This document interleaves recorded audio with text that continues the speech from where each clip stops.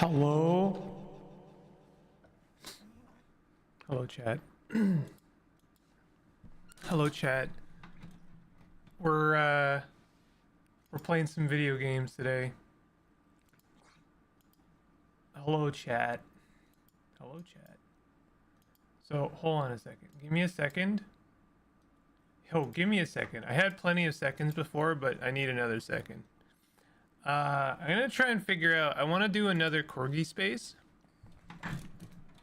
because I'm enjoying corgi space, and I think it's a. Oh man, my hand is purple. Why is my hand purple?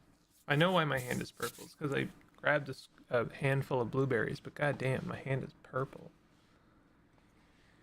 Man, okay. I would like to do a thing of corgi space, but I don't like screen capture if I can possibly avoid it. So I'm gonna try again to capture the window. Please capture. I don't think it's gonna. Oh, it captured. Oh, thank goodness. I'm just gonna do a round of this while I wait for people to potentially join. Dust Settlers. In Dust Settlers, you have to flip tiles and add matches to your new development. Okay.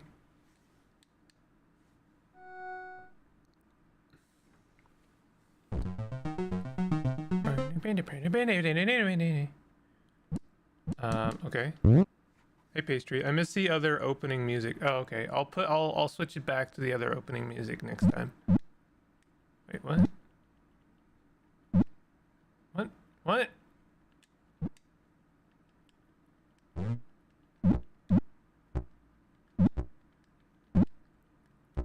I don't know what I'm doing.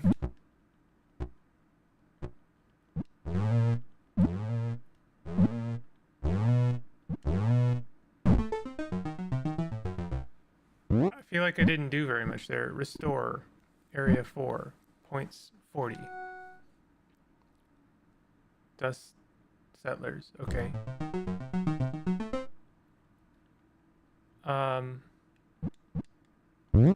Okay, am I pressing the right buttons? No.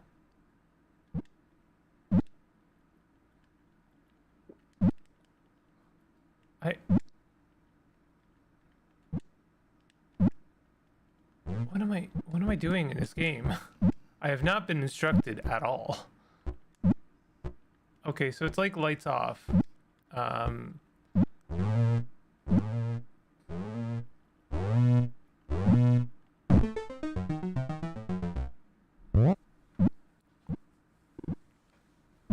It feels like I only get the one block to settle.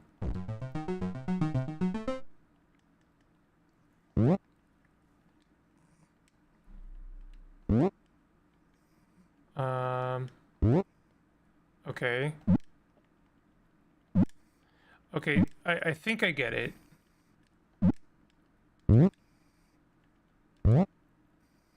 You have to. You can only add blocks adjacently.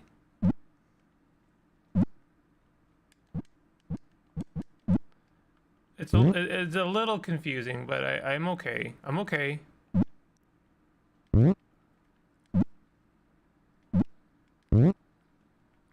This is an odd one, but similar to the last one I played, this one is a recontextualized older version of the same game. Oh, you buy more time when you settle as well.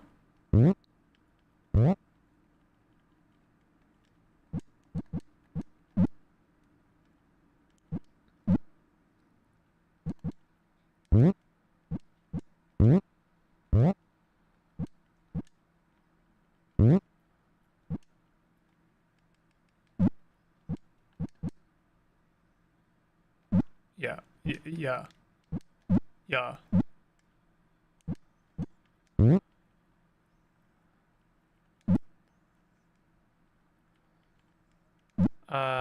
This game makes me feel a little bit stupid, I won't lie.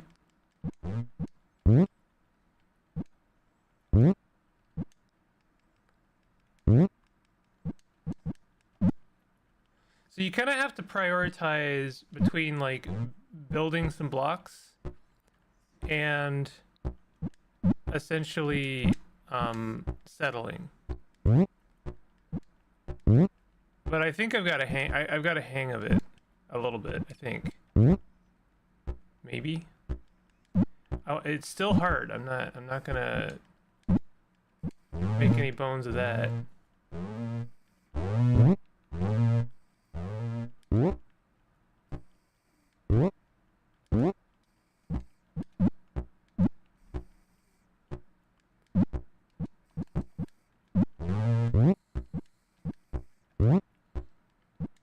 I'm getting to the bare bones here. I don't know how much more of this I can do.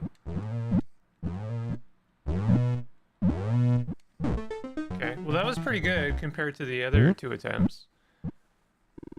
Area. Oof, 132. Wow, nice. That's way better. Is that it? Is that the whole game? I think that's the whole game. That's not bad. It's interesting. I haven't seen it I haven't seen it before. What is that? Wait, what? Now this is different again. Now it only likes the negative space.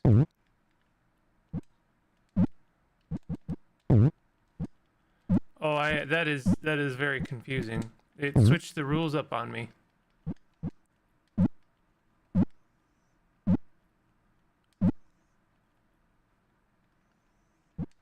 Hold on.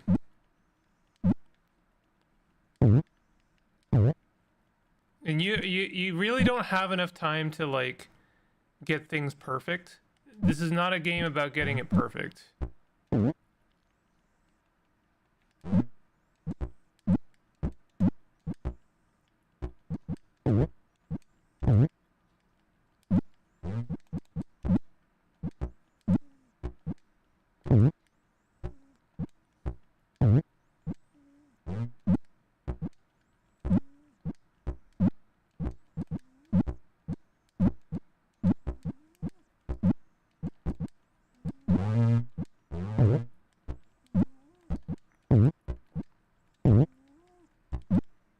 Sorry, my commentary has died because this game is 100% just short-circuiting my ability to think. Okay, that was not as good.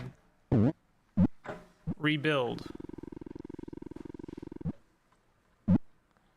Okay. I am a little bit confused. I don't know where we are. Are we on an like do we have continuity, or is this about settling? So I can either settle on ground or I can settle on the negative space. I think that's the idea.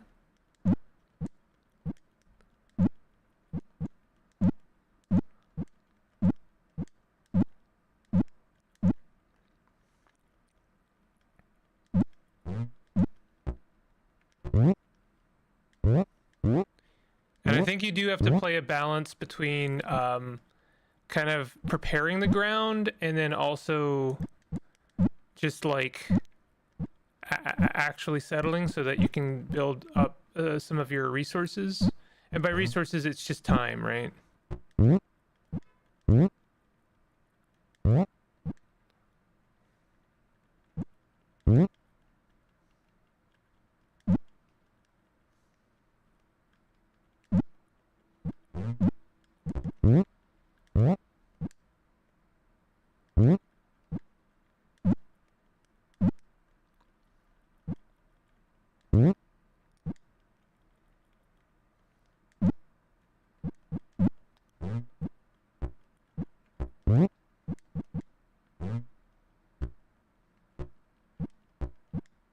Uh-oh.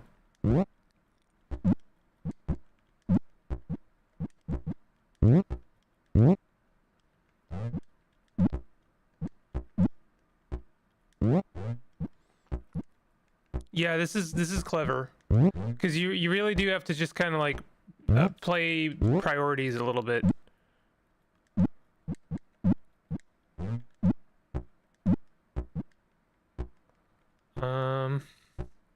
Shoot.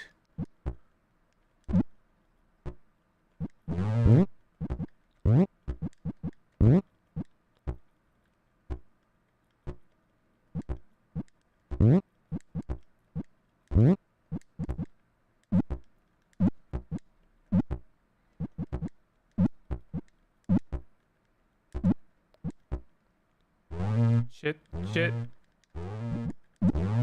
Nope. Nope. Damn it. Okay. I don't know what the difference between restoring and rebuilding is. I kind of want to try a couple more times here. Hold on a second.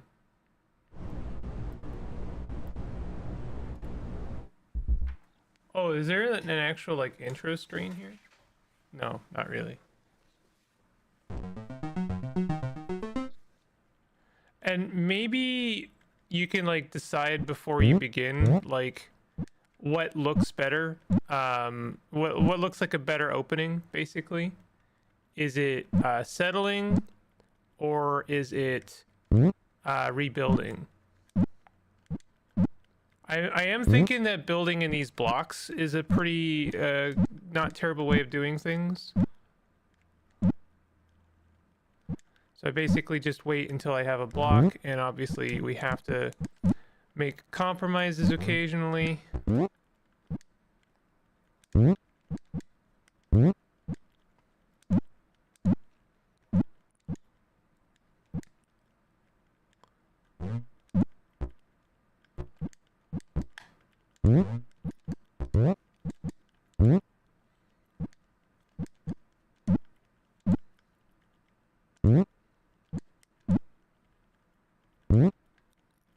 So now I'm at this phase where I have to I figured things out for the most part, but now I have to kind of like strategize. If I wanted to try and do the entire screen, which I think is actually possible, I would have to, whoops, that was really bad actually.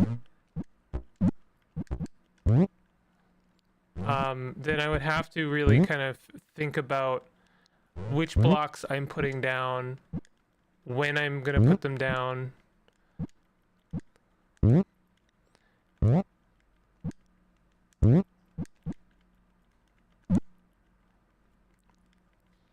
This is really cool, actually. Very deceptively clever. You think it's gonna be one kind of game, and it's actually a completely different kind of game.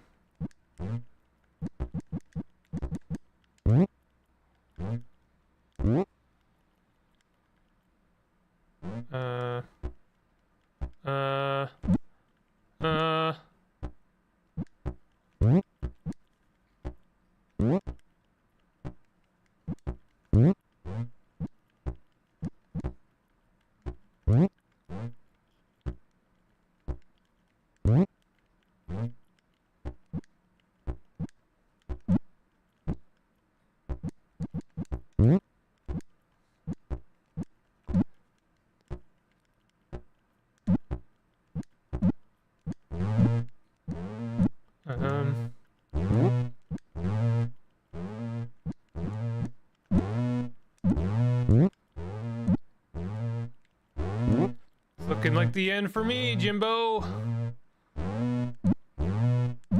Nah. I mean, that was pretty good. I really think that I could fill in the entire block if I tried really hard. 14 minus x. What is that? What do you mean 14 minus x? 1. All right, I want to keep trying a little bit. Oh, I did the negative space. Oops. Now I'm a little bit screwed. Let's just restart. I think I prefer settling.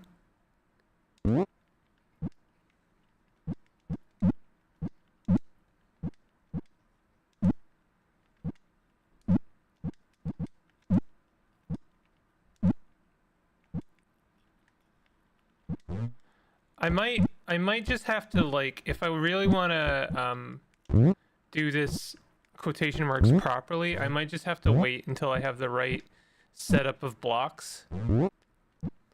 Because otherwise, I have this like weird orientation and I don't really want to have to work with that, to be honest.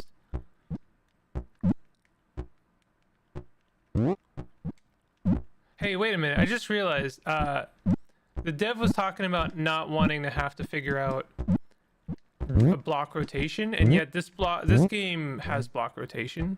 So did they eventually just like, oh, like whatever, I'll do it anyway?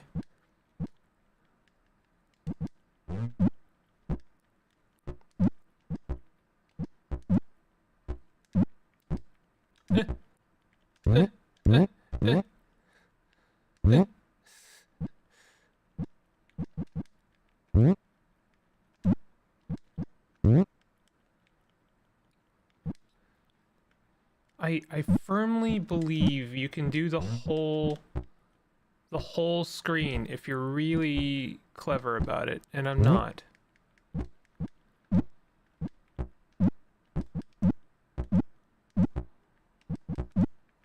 Because you kind of have to work it up.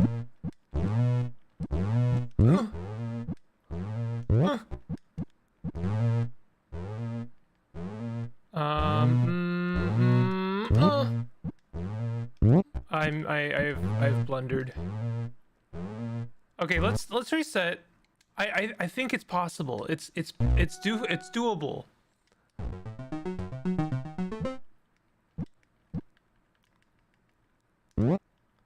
Okay, so what we gotta do is we gotta really work fast to kind of work the negative space upward.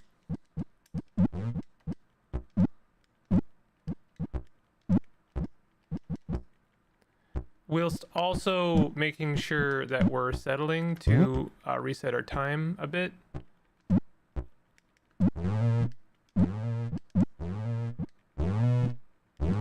Okay, this wasn't it. This wasn't it. I think it's possible. I think it's possible. It's tricky though, I won't lie. Say, okay, this time why don't we work from the semi-bottom here, right? Like there. And what we want to do, you really gotta work fast, unfortunately. You kind of have to work these blocks out a bit.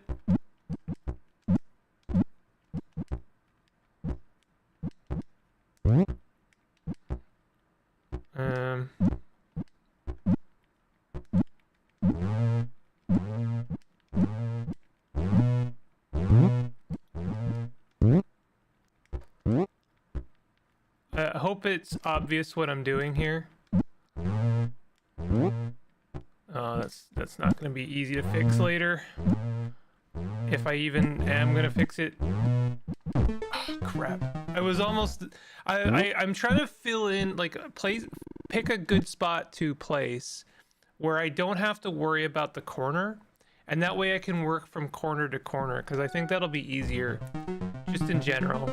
It's not an easy thing to do, though, I won't lie.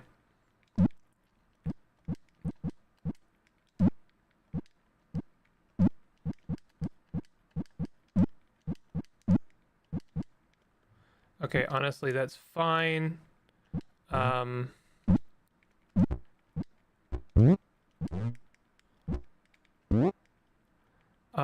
kind of hate all of this.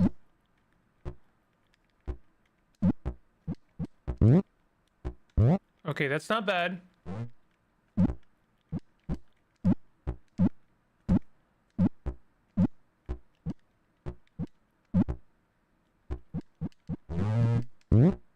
Shit.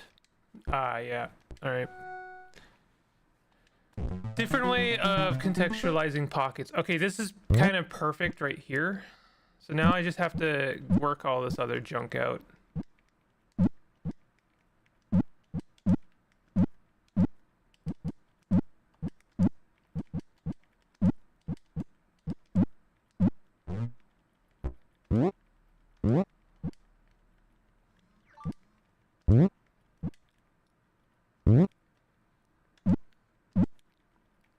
Okay, that's fine. I'll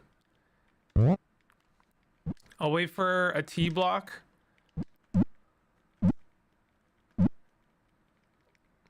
Not a T block, sorry.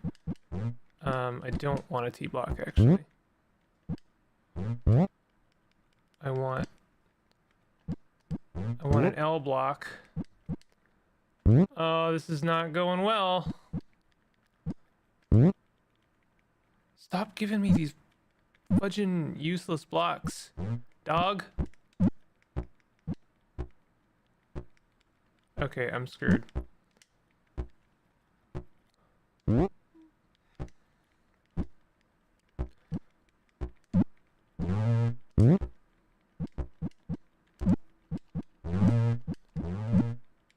Uh-oh, uh-oh.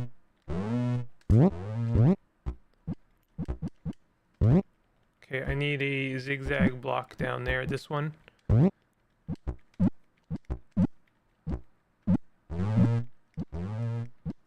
Uh-oh, uh-oh. Yeah, I'm screwed. Oh! No. That was kind of the orientation I was looking for, but I just wasn't fast enough. Okay, we're gonna try this. I think this will work out, and I actually quite like this orientation. Just trying to like work things kind of towards, and I'll occasionally have to place a block like that just to make sure.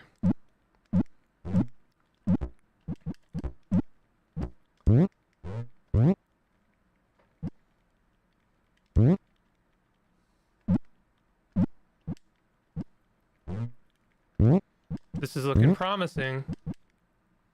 Oh, I want that, actually. Oh no, I didn't mean to do that at all. God damn it. Completely screwed up the whole board here. Okay, hold on.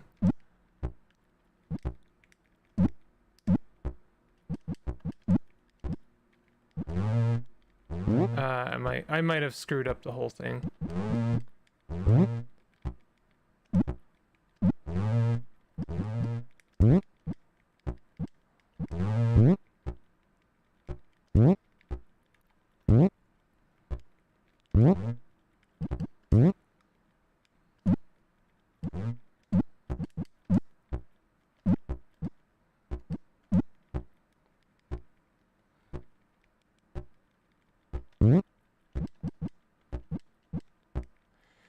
Yep, I've run out of room.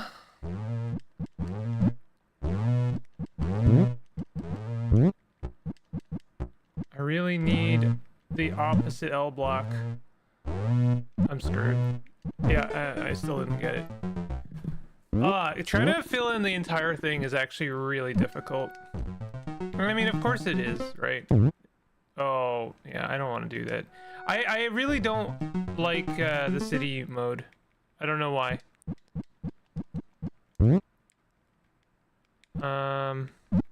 I don't like this orientation. I'm going to try my best to work with it, but I do not like it.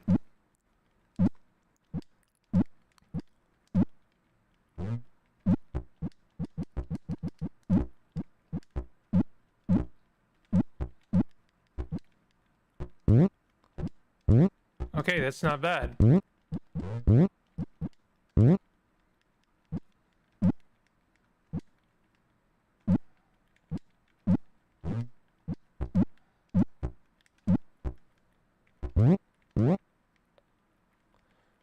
Okay. So far, so good.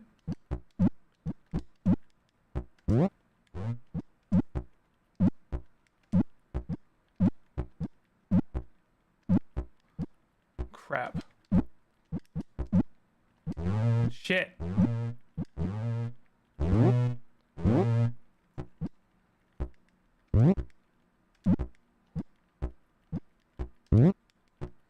Okay, I can pull myself out of this hole. Hold on. This is doable.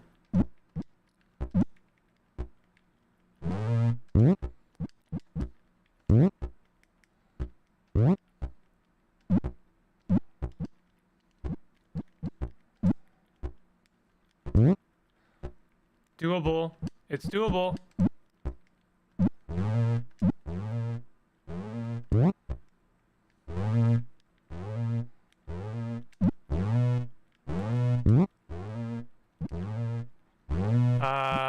No. No. No. No, I screwed it.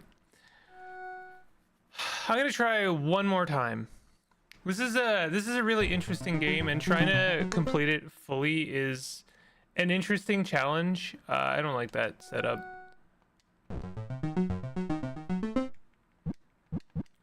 Alright, I'll work with this, but I don't really like it either. That being said, I don't think you need the perfect setup to, you know, make it work.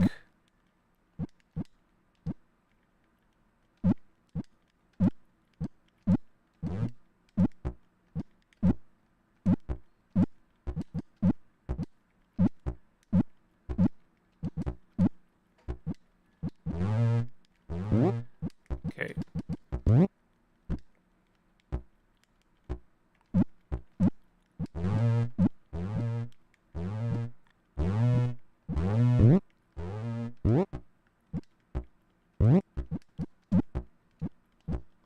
If I don't do exactly like the perfect block placement, it's because I'm honestly just rushed. And I'm trying not to ruin things irreparably.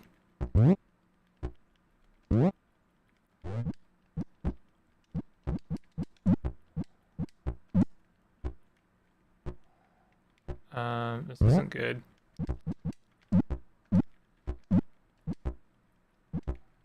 Perfect.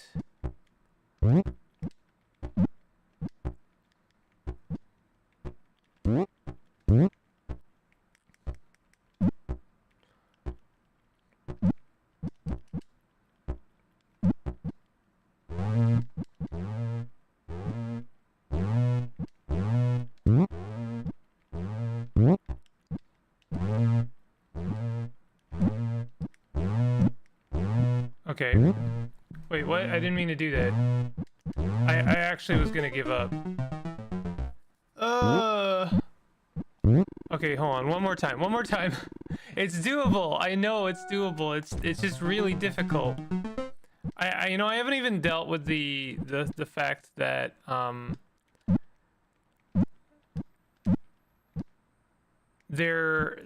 what happens when you get to the end and you have like one block left and it doesn't fit, you know?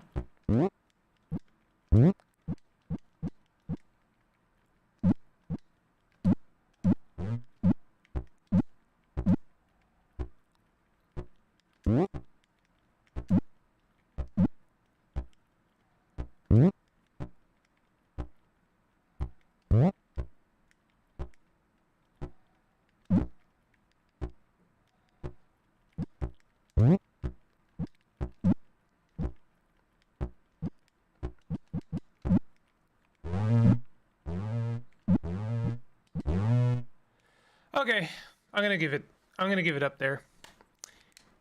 I might come back to that one. That specific game of Corgi Space. I think that's actually really cool. That is a very cool. I meant to read the little dev thing afterwards. But I actually really like that. I think that's a really, really neat little version of Tetris in a way. No falling blocks, but still time pressure. And like this the desire to like play that and get it perfectly is strong. And so I really want to give that another go at some point. So I'm going to move on. We are going to do some Lorelei today. I want to play some like small games just to give them a go. Maybe write some more reviews. I've got some games kind of pending right now that I've been wanting to look at for a while. Oh yeah, this one. Yeah, that's in the future. I might actually, yeah, that's already in the stream playlist. Let's see what we got here. What do we got here? We've got so much potential, so many games to look at. Bingo slowly descends into madness. I had to kill the game while I still had like just brain space left. I had to murder it. I had to put it down, because it was like really creeping up on me. Like I couldn't stop it. Oh man, speaking of Tetris likes, there is lumens. Oh, you know what? Let's do 868 back. I've got another couple of games pending. You might have just heard them pop in. I want to try 868 back, and I want to try The Secret of Weepstone. So let's give those a go. Now, 868 back is, first of all, I've already played it. Oops, that's loud, huh? That's still loud.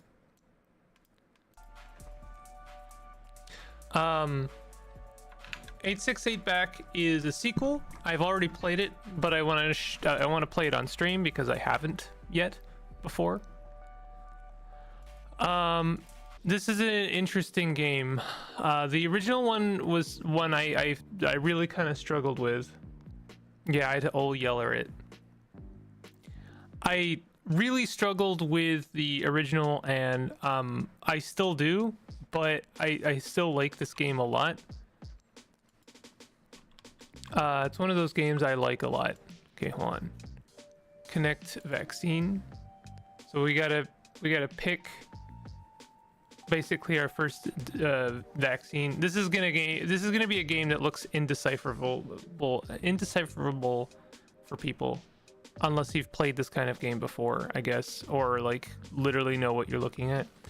Each sector, block and click one attacking virus. Block and click one attacking virus each sector. So I guess when you get to a new zone, it'll automatically attack each virus. Apparently my words are just not working today at all. End clicked task orthogonally. So this is I want to say traditional roguelike, but put into the confines of a very small box. We are a program. We are this little smiley face over here. Well, we're not a program. We're a hacker. And we are roaming around, basically killing viruses and, bad programs, collecting points, and then siphoning off data. These guys are viruses. They are very quick, and they're very much a problem, and I have to figure out how to basically put them orthogonally to me. I can attack sort of like a rook. I can attack any enemy on the same row or column as me, but I don't have to move to do so. So you can kind of think of this as like a single player version of chess in a way. So what's the goal? Well, the goal is to gain new powers and to gain, I forget what these are called, credits and widgets and skidgets and all the idgits, maybe not that one you're thinking of potentially, but either way, we're collecting stuff. I can data siphon, which basically collects all of the points around me adjacently, both diagonally and orthogonally. Siphon cubes and resources adjacent to user. Now there's a couple of this is a risk reward, because when you do that, you're going to be summoning a bunch of enemies as well. So you kind of have to do it such that you do gain some resources and new powers, but maybe not so aggressively so that you don't summon too many baddies.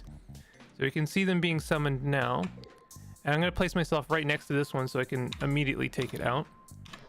That guy has 3 health, so it's kind of a problem. These are glitches, and they're a problem because they can move through blocks. Decrement task distance. So this is a power that costs me a certain amount of those percentage signs. I forget what the resource is called, so you'll have to forgive me. And then this one, call end clicked task orthogonally. I'm pretty sure what this means, I'm going to test it out now, is I can basically kill a program that's right next to me. Nope, actually it's only clicked programs. Okay. But these powers are a free turn. They don't cost a turn. I know this is a lot. This is a lot. If you don't play these kind of games, it's gonna feel like a lot. But I gotta take a honest to goodness look at this game because it is actually very good. It is very challenging, but it's intelligent. Okay, so we dealt with all of the enemies, and game doesn't advance unless I move around. Let's data siphon all of this stuff. I guess it doesn't do diagonally, it just does orthogonally. We want to position ourselves so we're attacking this guy immediately. These guys are interesting because they don't really move very quickly. They just are invisible unless we're looking directly at them. So since we know Cull will end any clicked task, and this is a clicked task right here, any task that I've already attacked once, basically, I benefit by clicking that task down the road, even though it doesn't kill them, because now I can kill 1, kill 2, and then I can start dealing with the virus without taking any damage. And you see that guy was invisible until I was directly looking at him. So you kind of have to be careful about these guys because they move 2 spaces. If I was to move right or down, they would get to move once and then attack me once. Whereas if I move over here, I position myself so that they stand right in front of me and I can start attacking them. All right. I don't think I have any more ability to data siphon, so I think I need to leave the stage if I can. Or at least enter a new one. So we get the booster vaccine. Each sector block and click 1 attacking virus.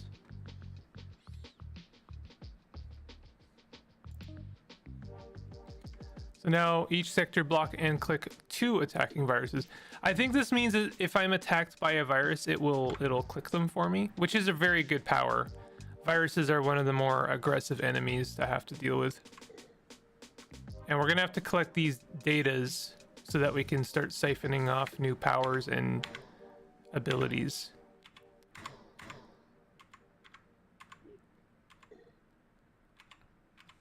Gotta make sure we're in a position where we can attack almost always. That will let us pull enemies in. What's this one again? And horizontally aligned tasks and transmissions. So what is this one? Boost all connected boostable devs. That one seems very powerful. These are abilities, and if we siphon off this block, we'll get that ability. But you see it says has a number in it, 6. That means if I siphon off this data cube, it's going to summon 6 enemies. So that's a lot to deal with. And nearest daemons, clicking nearby. I kind of want to do Reap. And that's a nice little nook to hide in. Oh, we can't click through blocks. Okay, that's okay. We're in a good position. All right. So we're gonna grab Reap, and we're just gonna. Oh, two viruses is rough. That's okay. We've got a defense.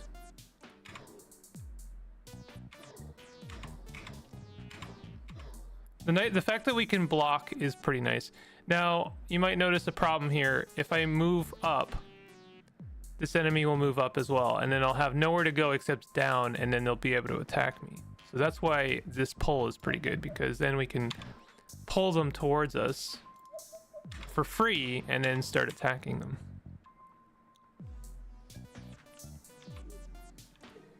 I hope this is making any sense at all.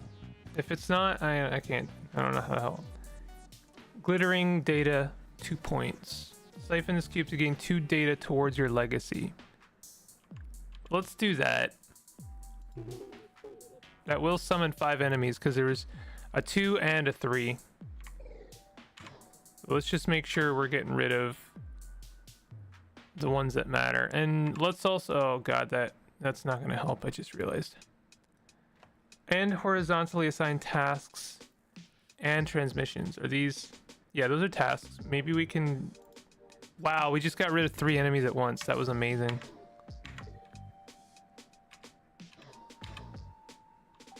Okay, we're out of data siphon, so we enter the new stage. And we get to boost our vaccine again.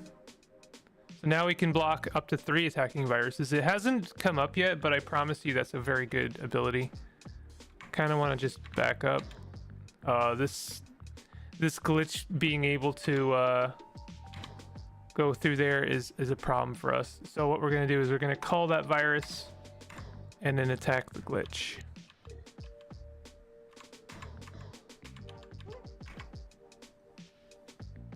Okay. So now I need to kind of prioritize some things. These legacy points are obviously very good, but if I grab that one, then I would be grabbing Fork, and that's not necessarily bad, but that is going to summon 9 enemies, and that is just not okay. It's not okay. So I think what we'll do, I do like this row ability. Reap is pretty good too. But Rose seems to be a very good ability for ending a bunch of enemies at once. But we're going to need to have the money to pay for it. So what I might do is go over here and collect all this money. We'll just data siphon all that money. And now I have the ability to pay for 2 rows. So then when I do this legacy and grab Fork, I might survive. I probably am not going to survive. We could duplicate the user. Oh, that also costs a data siphon. That's insane. I probably just ended the run. Because that is way more enemies than I think I'm equipped to dealing with. We don't have to worry about the virus. We could just let the virus attack us because we do have those blocks. And we could just kind of see how it goes. These are cryptogs. These are glitches. Those are demons. So this is the only demon on the board, unfortunately. So we don't have very good means of dealing with those demons. I'm just going to let the virus attack us. And I'm just kind of gonna have to kind of see. Oh, this is not a bad row. Let's do a row here. There we go. That's pretty good. Also not a terrible row. Well, I guess 2 is... We could do better than 2, maybe. I probably should have done it. Let's do Cull. Let's do Cull again. I think I actually... did that without taking any damage. That's insane. That's like the best I've ever done at this game. All right, we're gonna enter a new stage. Boost our vaccine again. Boost, restore all joy. So what we want to do is get a data siphon and then try Fork, because Fork is gonna let us duplicate ourselves. Kind of just want to let the virus attack us, to be honest, because it's just a freebie in a way.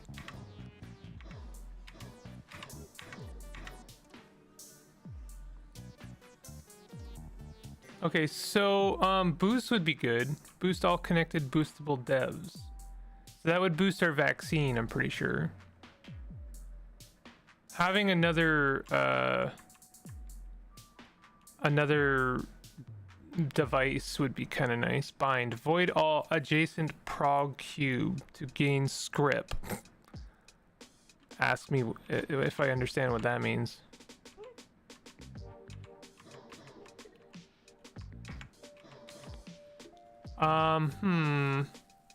I do want to Fork. Getting that boost would be kind of nice. Let's do that. He's getting overconfident. How come I... Oh, I used up the I used up the data siphon, so I can't fork myself now. That's okay. We're gonna deal with this row.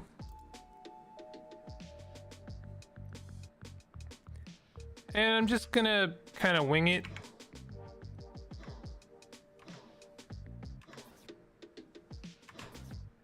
Yep. So now we can fork, and I kind of want to do that.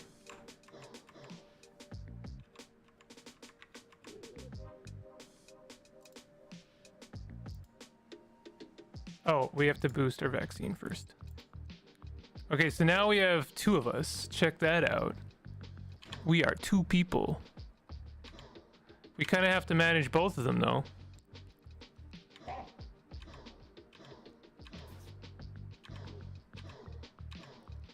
As long as we... I assume if one of them dies, I'll be okay. I wonder if we could fork ourselves again.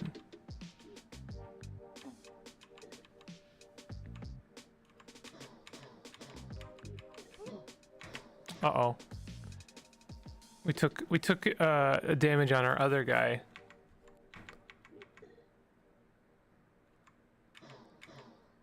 Splitting them up would be pretty good, actually. Okay, so we've got 2 data siphons. What do we want? Bind, debug, and overlapping tasks. I kind of want some more legacy points. I think we have the means. What is this pulled? Decrement task distance. Interesting.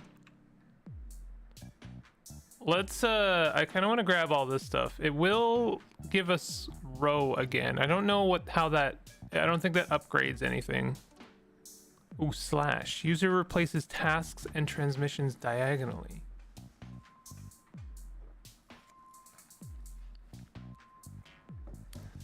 Exchanges user's position with orthogonal task. Instantly attack viruses in range. Oh, scan is actually really nice. Oh, I wonder what happens if I data siphon. Now, do you think I data siphon 2 things at once? Uh-oh. Oh, oh, that's not good. That's bad. That's really bad. Oh no. Oh no! And I don't have enough money to pay for row.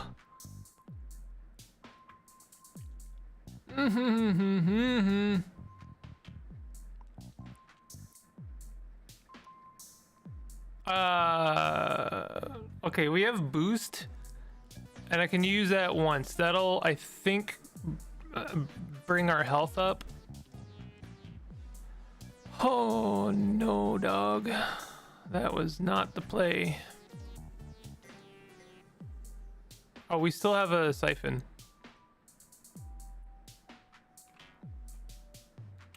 Do you think the siphoning would use up a turn, I wonder? Because if I could get row, it could save the run. The thing I'm really worried about right now, honestly, is the glitches, because they can move through walls. All right, tell you what, we're gonna hit this demon once. Viruses I'm not too concerned about. We're gonna let this guy take 1 damage from the demon. And then we're going to cull, because I'm pretty sure that'll cull twice. Yes. But that does that use up double our money, I wonder? It's kind of a big problem if true. Okay, let's move up once. I really need to get some more money.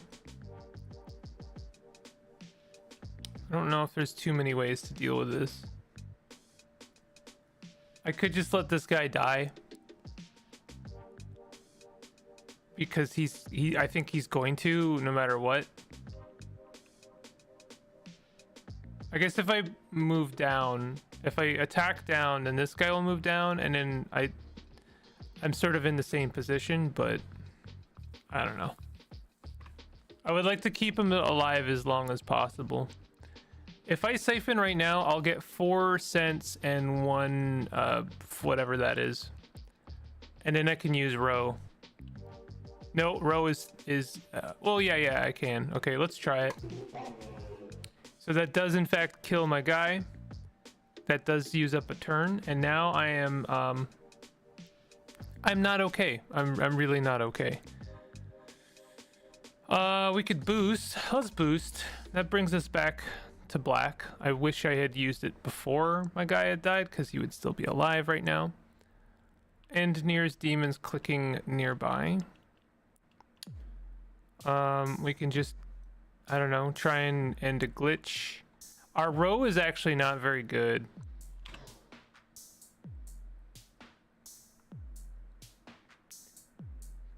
We're unfortunately in a position where our row is just like very bad, and I don't have a data siphon to fork again.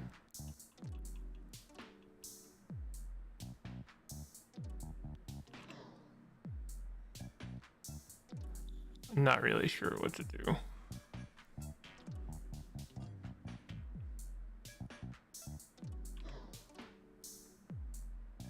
We could just like take a damage.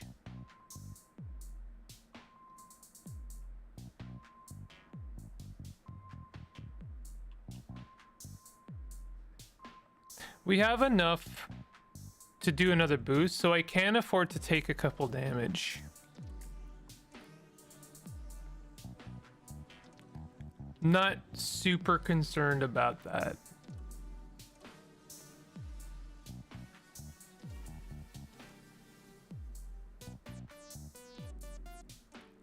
I can't remember what scripts are. I wonder if like these are freebies. All right, I'm gonna attack left twice.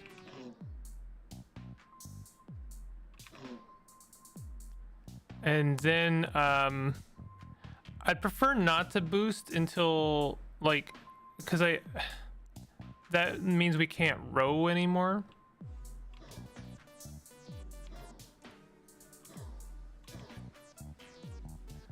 We got rid of all the glitches, and that's the thing I was the most afraid of. If one appears and I can row, I already can't row. Oh wait, there's just nothing in front of me, so never mind. We might get out of this just because I have the kind of perfect layout here.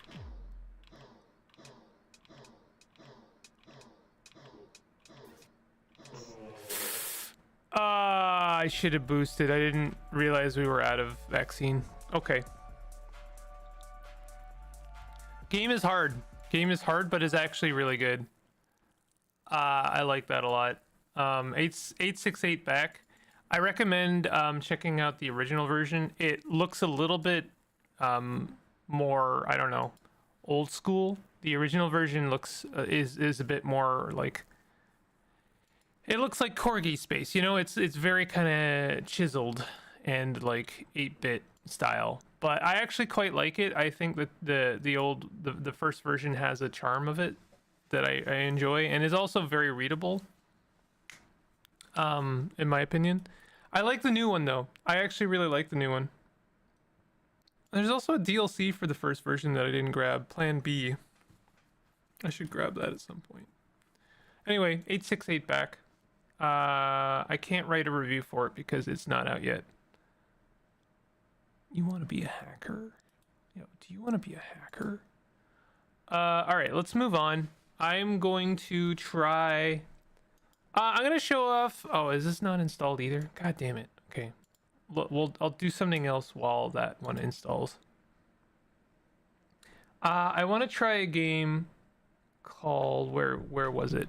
Where was it? Oh no, I've lost it. No. Oh, man. Oh, there it is. Secret of Weepstone. We're gonna try Secret of Weepstone. I've heard good things about this, and it appeals to my nerd sensibility. It's kind of played off in the style of old school Dungeons and Dragons, which I am a fan of.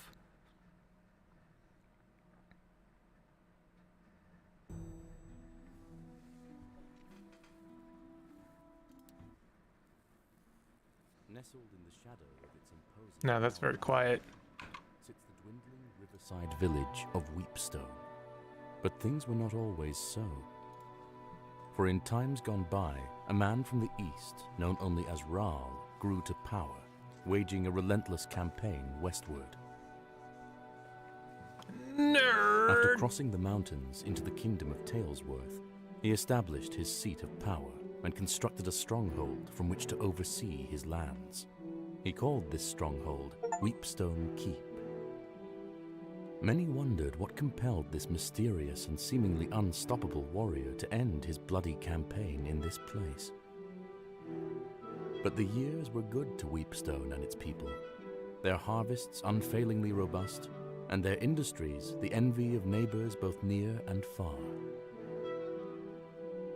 However, Raal would not live forever, and upon his death, his lands passed to his eldest son, Byron, and thus began the troubled times. No, not the troubled times. Long past are the seasons of plenty for Weepstone and its people, whose fields now sit barren, the people forsaken by the good fortunes they once took for granted. To the astonishment of many, Byron abandoned Weepstone Keep for a modest manor on a hill near the town, and forbade anyone to return to its halls. Now the town barely survives, mostly as an unwelcome stop along a trade route used by merchants too impatient to travel the hospitable roads of the south. Only the trapped or the desperate continue to call this bleak place their home. Our story begins here, on a night of ill omen, as the people of Weepstone have been called to the tavern for reasons unknown.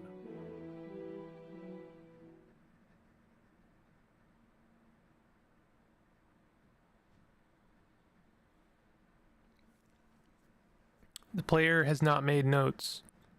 The player Good people of has not made Weepstone. notes. I've summoned you here to discuss a matter of grave importance. My brother and your lord, Byron, has fallen ill. Oh, give me a second.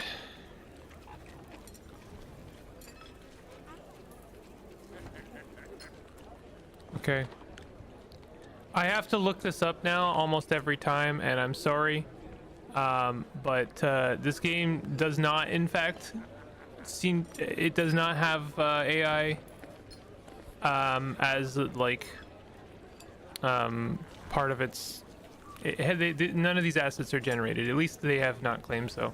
And I'm sorry I have to look that up because I know a lot of people have been falsely accused, but that's just the world we live in now. I have to look things up because unfortunately people's art have been used to train garbage disposals. And so the art comes from somewhere, therefore the slot machines are generating art that looks like other people's style. And this is unfortunately one of the art styles that has been heavily used as part of AI generation. So therefore I have to look it up. I have to look to see if they have basically been transparent about that, if they said that they've used AI. Usually people who use AI are pretty transparent about it because they're generally pretty proud of that fact for some reason.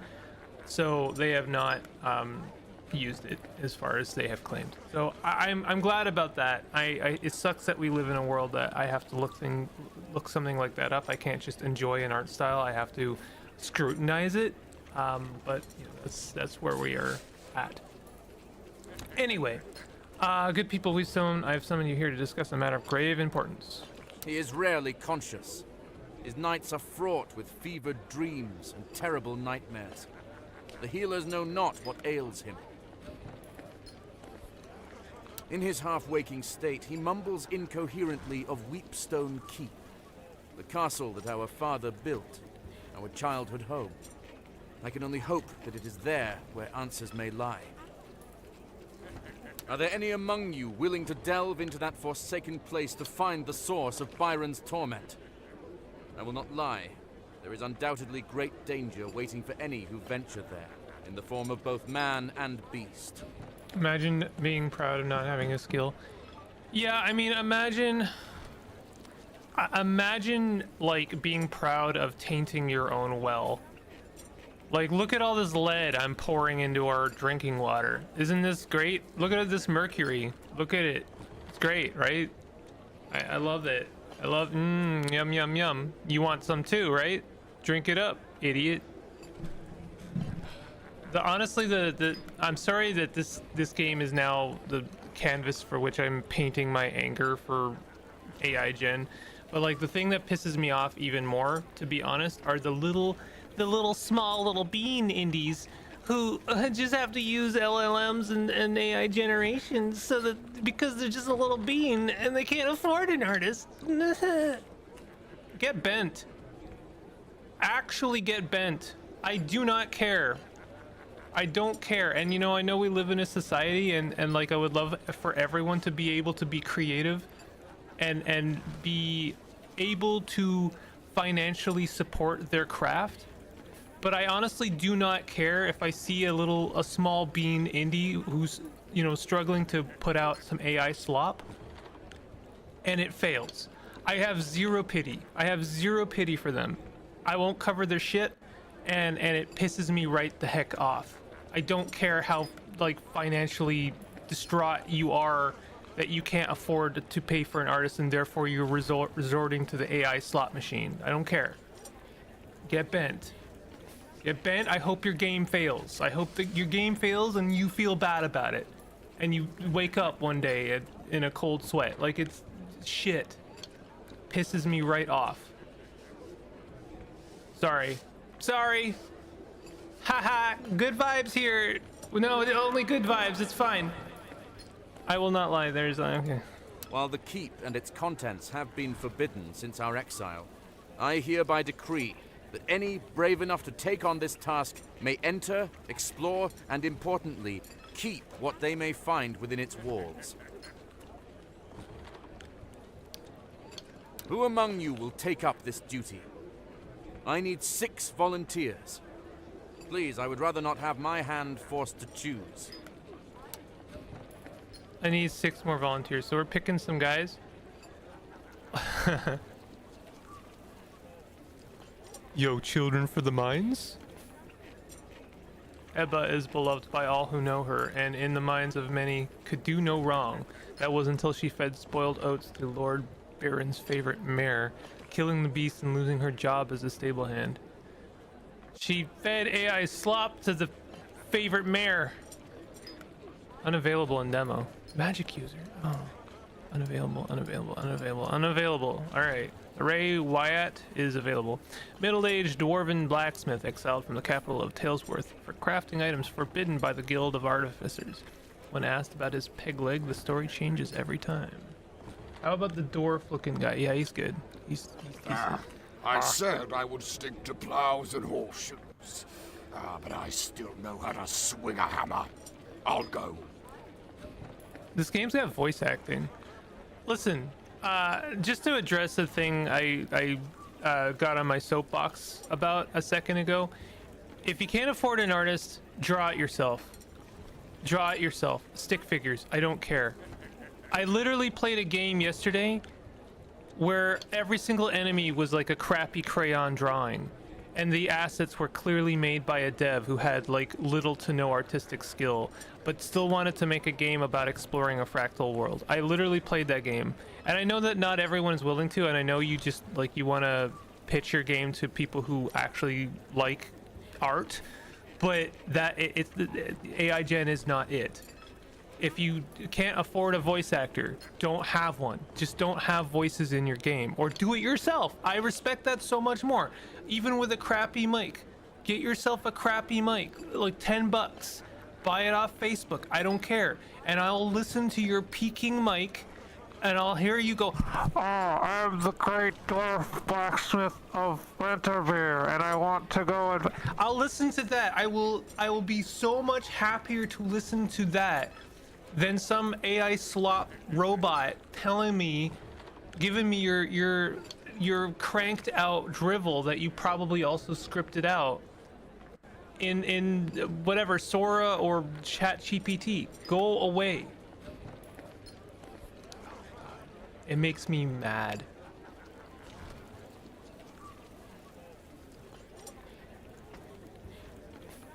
I can't stop. Egbert once served as the cook for Lord Baron's father at Weepstone Keep. He loves only two things, his wife Della and a perfectly cooked meal. Though mostly retired, he's been known to dust off his knives for a feast day. Oh. I'm always one to lend a hand. Oh, I have to take them both, Have to see what Della thinks about it. We know the keep better than most, Egbert. It's only right we try to help. Oh, this is making me feel bad, though. In her youth, Della was a housekeeper for Lord Baron's father, Rahl, at Weepstone Keep. She now spends her time gardening with her husband, Egbert, and is known affectionately as Ma Della to the children of her town. It would be easy to write Tatum off as a moron if it weren't for the fact that occasionally he's shockingly smart. However, the townsfolk have generally decided that every village needs an idiot, and sometimes they volunteer. With the braids? Is another one? No, this is the guy you meant, right? Ah, what? Dalton Cockburns is a cleric, and he's like the fanatic. I kind of love that, actually. I won't lie, I actually love how fleshed out these characters are. Oh no, never mind.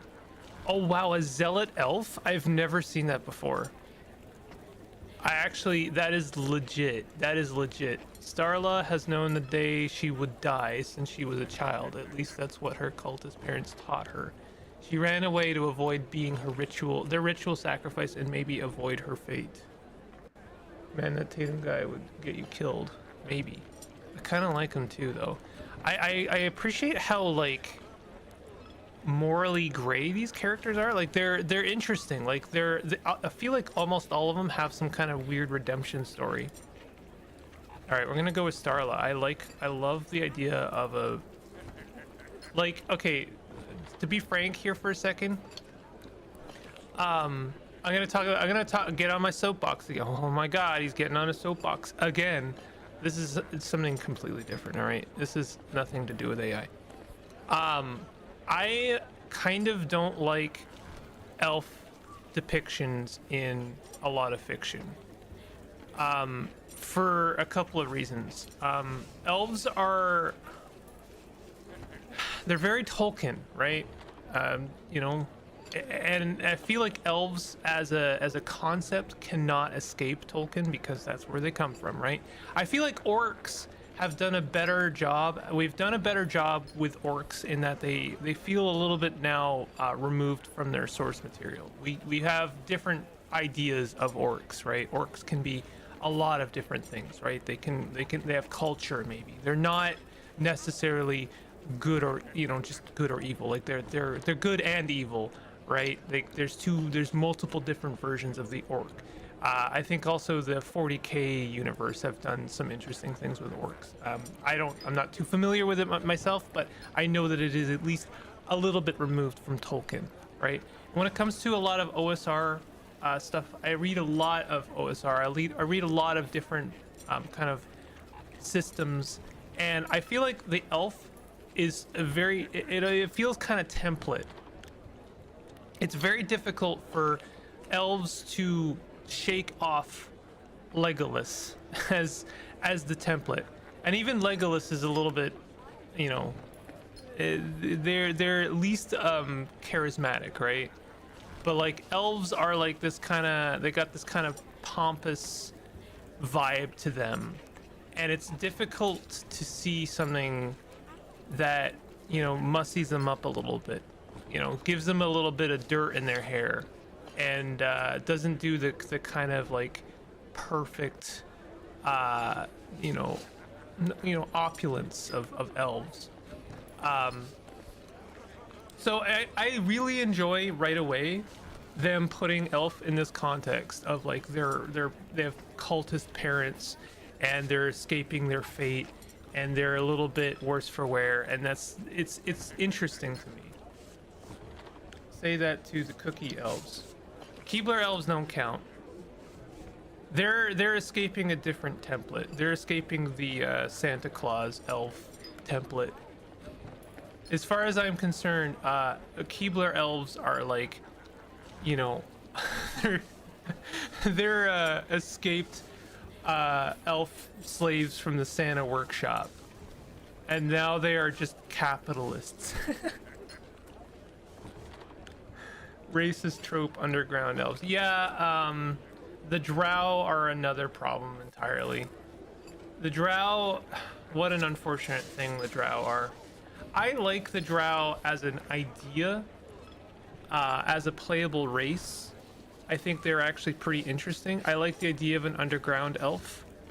I do not, obviously, I do not like the drow as a ontological evil. Like the just like racist depiction of an evil race is just bad writing. Why are we doing that?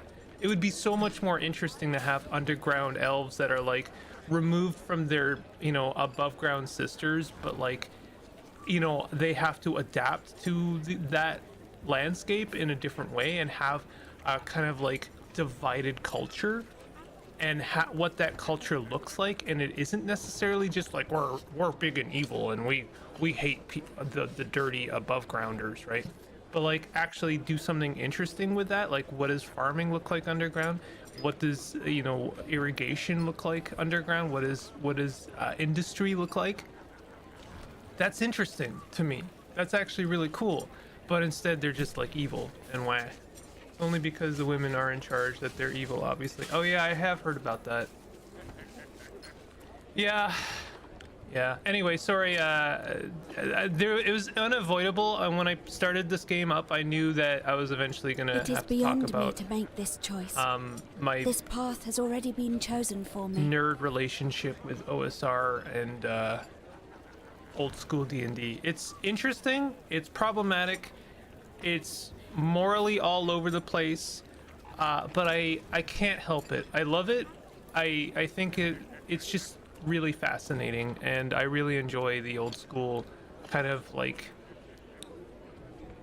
the old school mechanics. I enjoy, maybe not necessarily all of its adjacent kind of philosophies. And obviously, unfortunately, it is much like any other hobby infested with chuds. So what are we gonna do? And I have to say that because I really don't want people at any point for posterity to get the impression that, you know, I associate with that. I enjoy OSR. I really like, you know, things like Into the Odd, Shadow Dark. I really enjoy, you know, even Maze Rats, whatever. But there is there's just I do not like and or associate with the I don't want my hobby to become political crowd, because it is political and you're an idiot. Sorry.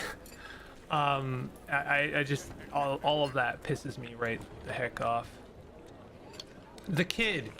No one's sure where the kid is from. He's never spoken a word to anybody. Only those new to town would be unwise enough to leave anything valuable unattended when he's nearby. There's a book series I've read where a drow elf doesn't want to be like the other drow, wants to be good and seeks out others who are good. We all know Dritz. And his one-man good drow PR. I've heard very good things about Dritz. I haven't read any yet. Dritz is from Forgotten Realms, right? That's the one thing I know about Dritz.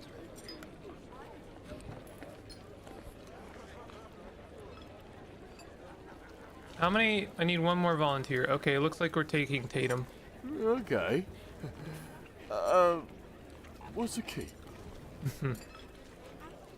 All right, sorry. And so the unlikely party set out for the keep, arriving at the gates just as the evening light began to fail.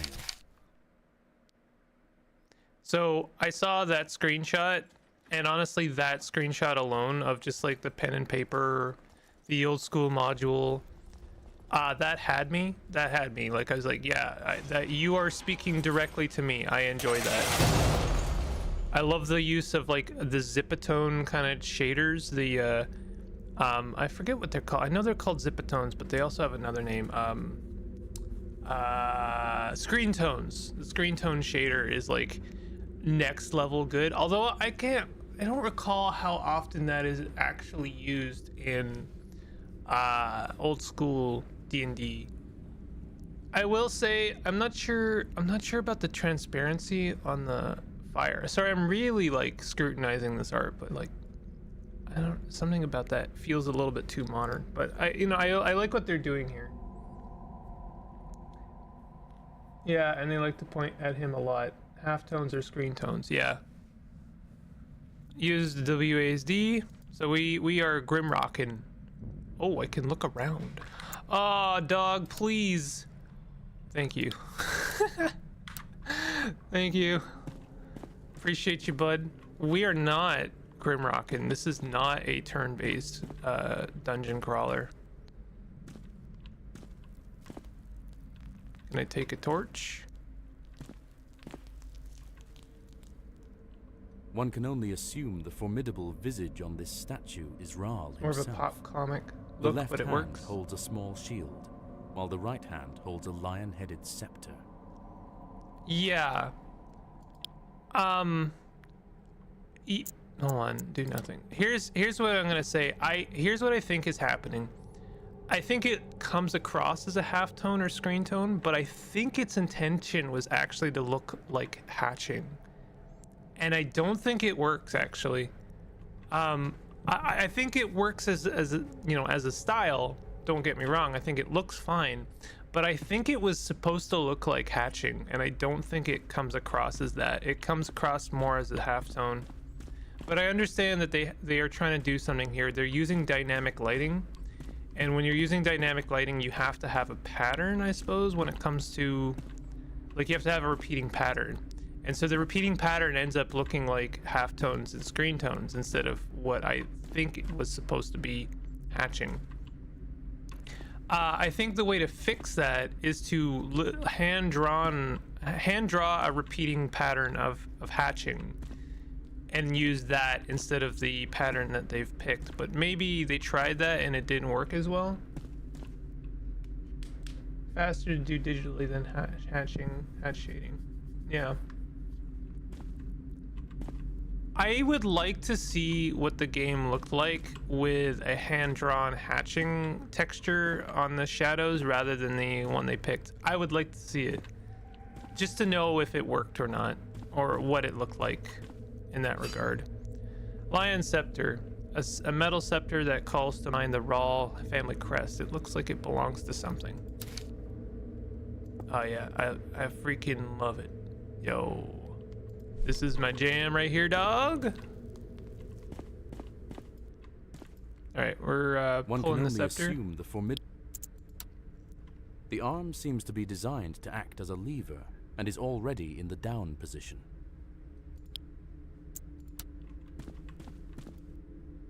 One can only assume the scepter snaps into place with a satisfying click. Nice narration, I gotta say. Search for traps. When interacting with objects, you can change which character is doing the interacting. Harlow? Some characters are better at certain things based on their attributes.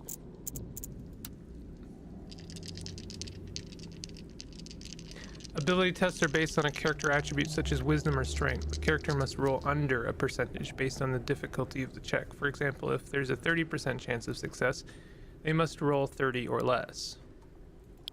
Sometimes a roll is done in private by the dungeon master, so the player will not know if they succeeded or failed.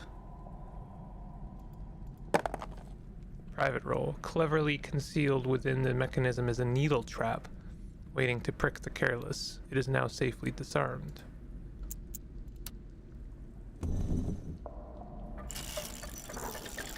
Why not Thief Boy? I was kind of trying to figure out. You're right. I should have used the thief. I was trying to figure out if it was going to show me who the best candidate was, and it looks like you have to do that work actually.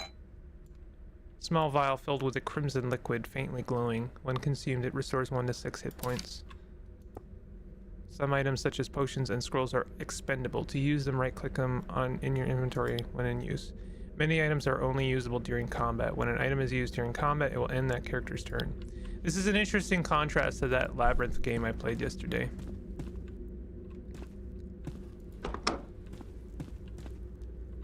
I almost feel like the devs intend, like, this really feels like it could have been a blobber dungeon crawler, and instead, like, kind of like the one I played yesterday where you're moving on a grid, and the fact that it's not is really fascinating to me. I almost feel like there was a decision at some point.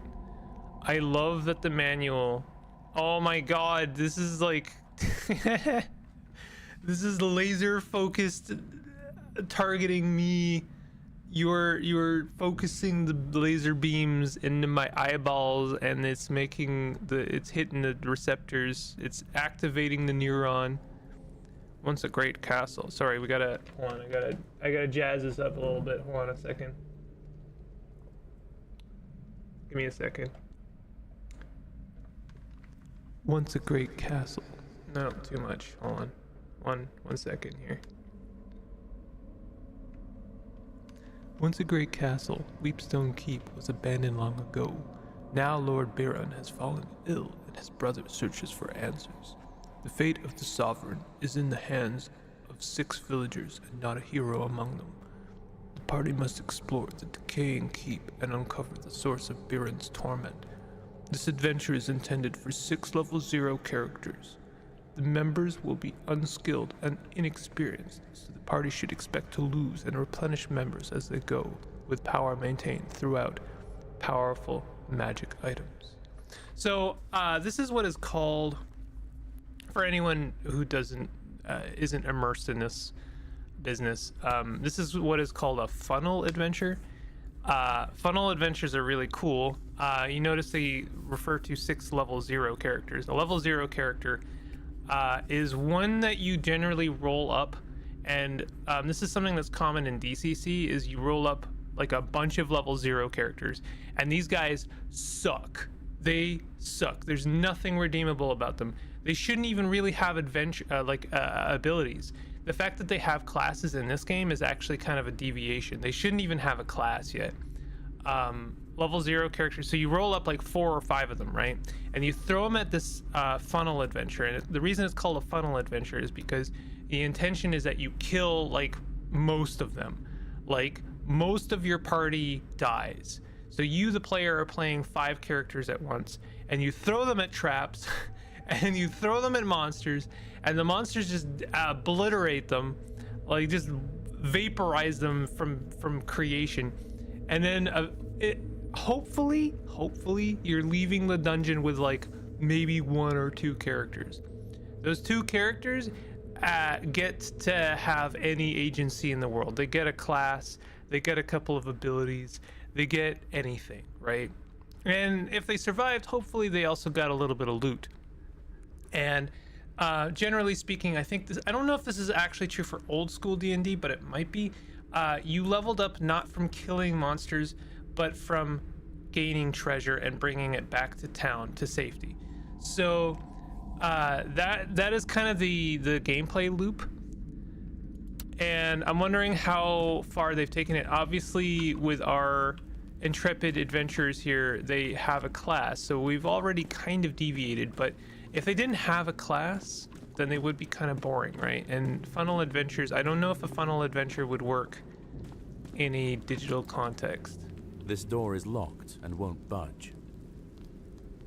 It did imply that they don't have a class, but it directly implied that they did have a class. They called them cleric and thief and fighter. Like they have a intended class. Maybe, I guess what you're saying is that they don't have that class yet. That's just the path that they're on. They made it change depending on what you made them do. Yeah. Listen. Oh no, this is great. soft chittering, followed by the clatter of metal You on hear stone. a soft chittering, followed by the clatter of metal on stone.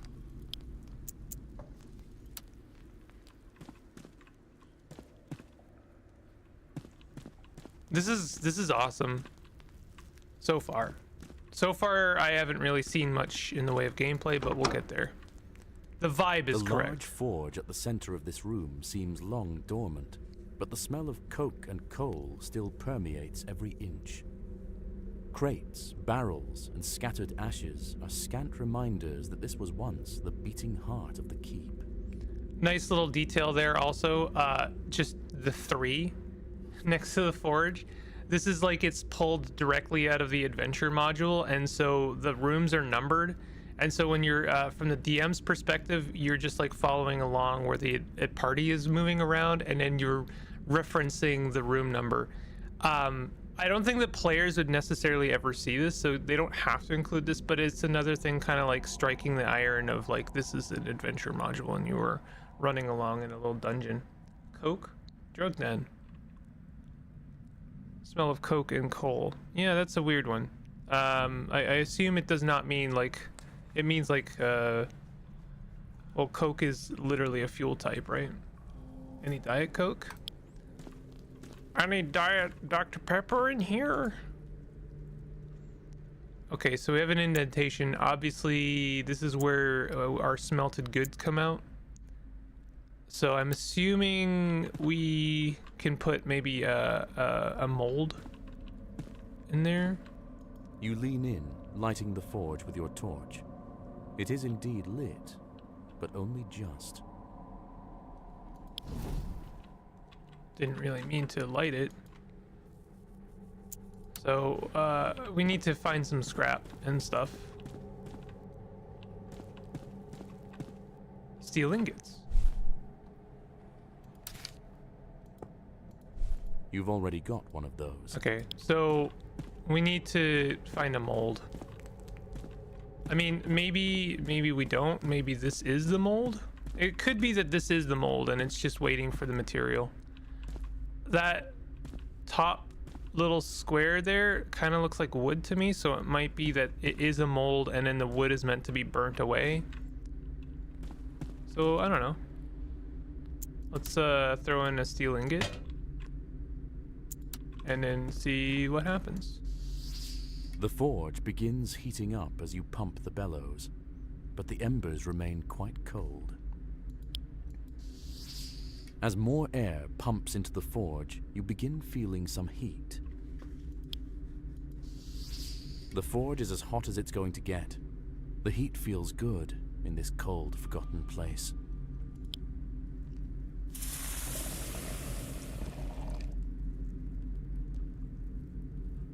As the steel ingot melts, the molten steel flows into the indentation and drains out through a hole. You seem to be missing something. Yeah, okay. See, I figured we needed a mold. So let's go find ourselves a mold. There might be one here, but I would assume that it might be in a different portion of the dungeon.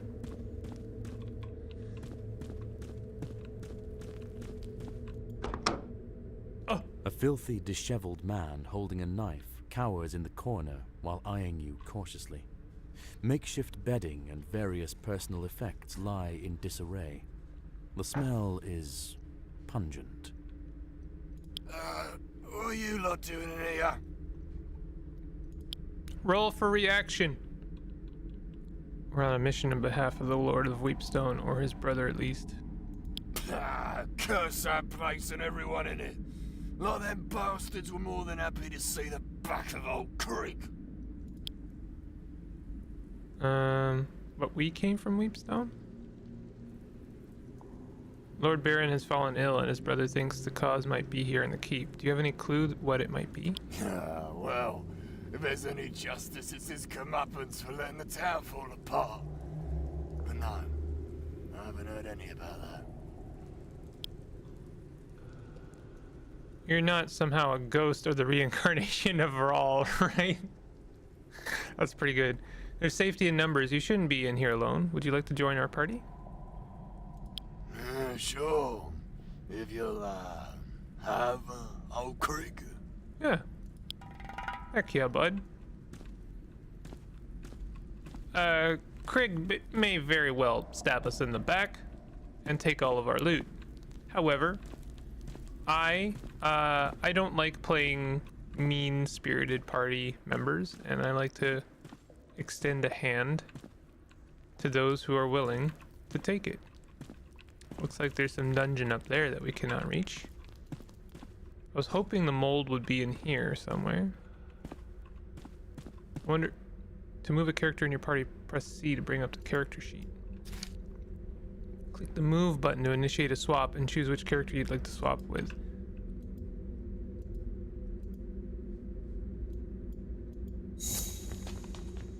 Okay. So here we can look at character sheets here. So the kid is street urchin. That's their background, I think, or their profession. Their true class and abilities remain dormant until they reach level 1. So there you go. Okay. So they're not a thief yet. They will be a thief. So they're not a class right now. Krieg is an exile. We don't get to see their class at all. Krieg is a latent thief. Never mind. Krieg is a thief. I love this, and I really hope that the people working on this stick the landing. This is absolutely fantastic. The smith's quarters are Oh, that looks like a mold right there. but must have once been a comfortable respite from the heat and ringing of the forge after a long day's labors. Yep, key mold. Oh, I'm a daft blasted idiot. I just can't seem to keep my head on straight anymore these days. 1. Forge the armory key for the 3rd time this year. 2. Finish up Larona's set of fancy daggers. 3.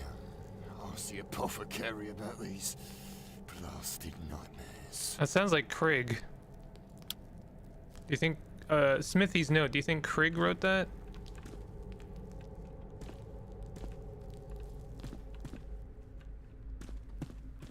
Krieg, did you forget to mold the key again? You dang fool.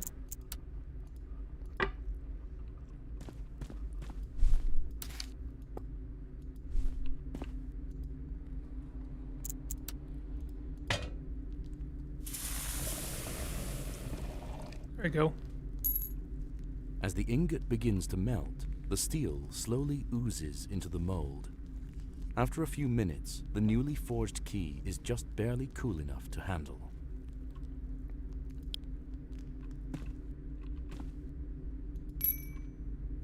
I feel like steel is a very advanced metal to be making keys out of. I don't know, like I feel like iron would have been good enough. Maybe brass? I'm nitpicking the shit out of this, god damn. But anyway, steel is like a, as I understand it, a pretty difficult material to work with.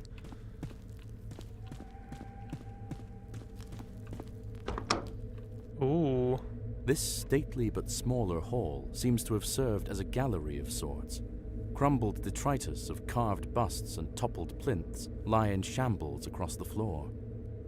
The only remnants that hint at the original grandeur of this place are the large tapestries that still hang on the opposing walls, dominating the space.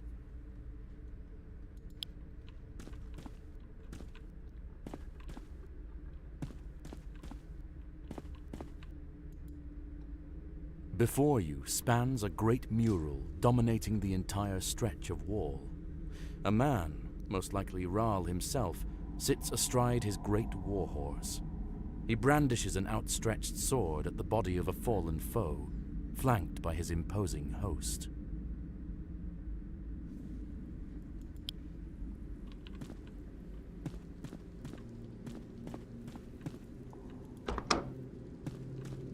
We haven't seen combat yet, but I'm getting the impression we will soon. Somehow I have avoided This most door combat. is not locked, but it refuses all attempts to open it. No discernible sounds come from beyond the door. break it down. You attack the door. Okay.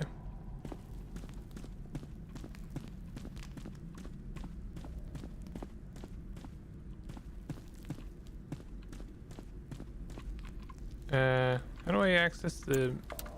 Is it M? Oh, this is a shortcut? This is back where we started.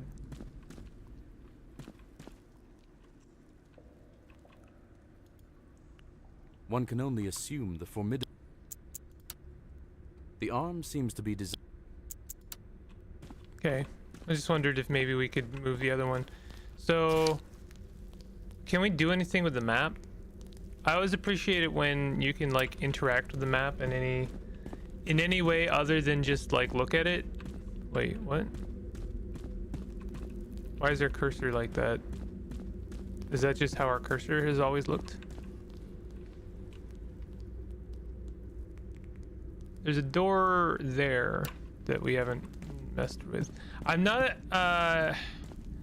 I'm using some meta knowledge here, but I'm not a huge fan of the fact that this shows a rust monster and I'm hearing chittering at this door. This door is locked. So I would prefer not to open that. At least not right now. Rust monsters suck to have to fight. So let's find something else to fight instead.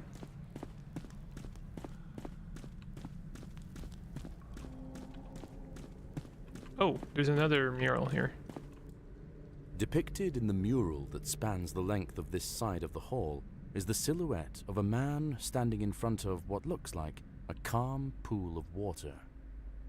Though at first it appears to be merely a pool in a cavern, the exacting geometric carvings that decorate the hewn stone walls are of unsettling design.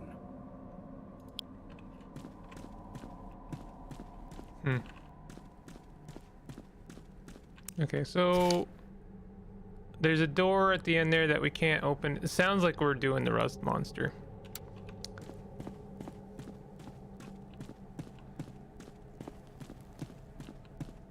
If that is indeed what it is, and I'm pretty sure it is.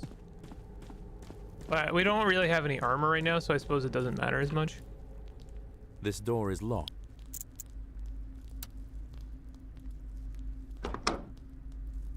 There it Your is. entrance startles the large, scuttling creature that seems to have been nibbling on what remains of an axe blade.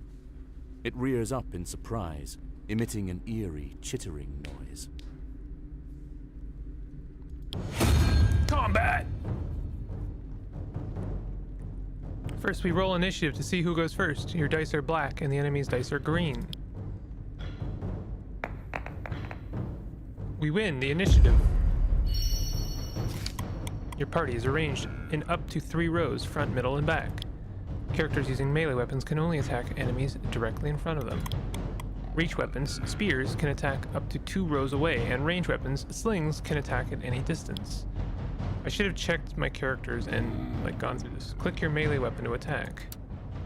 Now choose the enemy. A d20 will be rolled. The result must be higher than the enemy's armor class, AC to hit. Some modifiers may be. I thought what's interesting is the last update for this game says in defense of Thaco. I have never been able to understand Thaco, and I understand it's dead simple to those who understand it, but I don't get it. I'm sorry, I'm never going to understand it, no matter how many times it's explained to me. However, I find it interesting that they're going with ascending AC.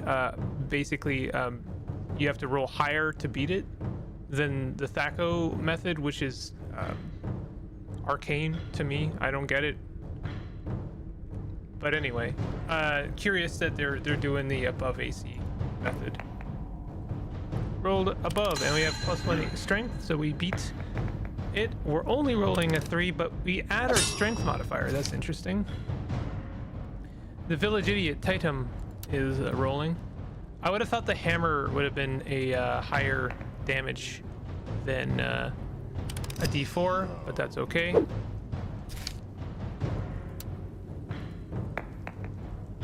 Oh, we rolled a nat 1. So what does that mean? Oh. This character is not in the front row, but they have a close range weapon equipped. They'll need something with reach. I've added a spear to the party inventory. Oh, that was very forgiving. So what is that? What are they using? The loaded teddy bear, the fabric casing of a stuffed bear filled with metal pellets. It swings like a flail. That is really funny. That is an amazing weapon. Okay. Now close the inventory screen. They'll be able to attack on their next turn. If there's nothing in range to attack, you can right-click or press escape to cancel target selection. Pass. They have a sling, so they can attack. Nat 20, yeah! Max damage. Okay, so you don't get double damage, you get max damage. Maybe that changes later. Out of range, so they can't go. Attack rolls must meet or exceed the defender's armor class, AC, in order to hit. Corrode metal. So they're attacking. 18. Oof. Raised leather apron avoids corrosion. Yeah, no one's got any armor right now, so they're fine, except for the fact that they will still do some damage, I assume. Oh, they missed. Fantastic. Double clicking an in-range enemy is a shortcut for attacking them with your equipped weapon. Sick. We love shortcuts.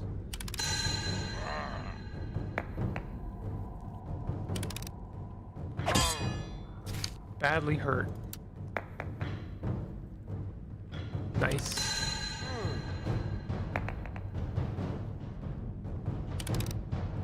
Maybe an option I would like to see for this game is to roll both your damage die and your hit die at once, which is a method that I've seen employed in real life. If you don't hit, you just ignore the damage die, but you don't have to do things in order, and it speeds up combat quite a bit. Magic scrolls are single-use items. Once used, the written spell vanishes. Arcane spell scrolls can only be used by magic users and elves. Divine scrolls are used by clerics. Your party members start as unskilled level 0 common folk. Their true class and abilities remain dormant until they reach level 1. However, since this character has arcane potential, elf or magic user, they can use arcane scrolls at level 0. I've added a magic missile scroll to your inventory. Use it by right-clicking in your inventory and use item. I don't really want to use it, but I will. So you don't, in this game, you are not rolling to use magic missile. That is generally not how it works in basically any system. And you are getting experience from killing monsters. Okay.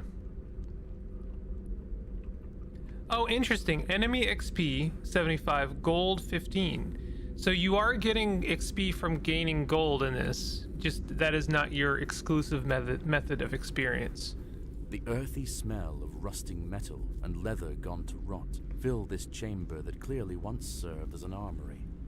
Moldering armor and rusting weapons sit in chaotic piles, strewn without care and long forgotten. Okay. Well, I learned a lot about this game's kind of compromise with old school These weapons have been corroded games beyond or use systems by the Iron Belly's fetid bile. So they have gone with legally distinct rust monster, and it's called the Iron Belly.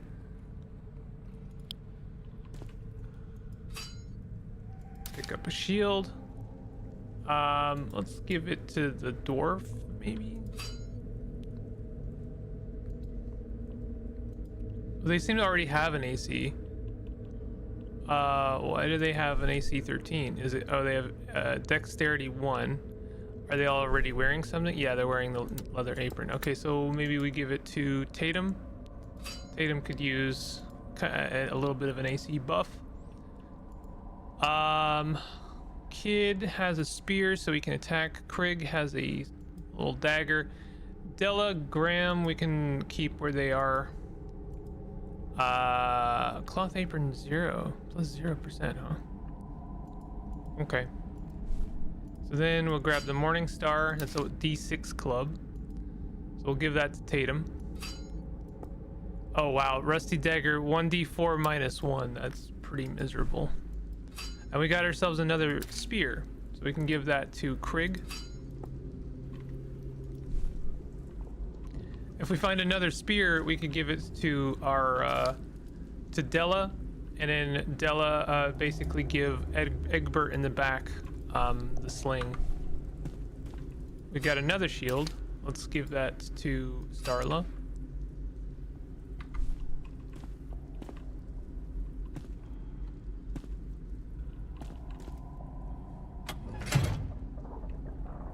We love A cranks. grinding noise, followed by the sound of metal scraping on stone, echoes from deep within the keep.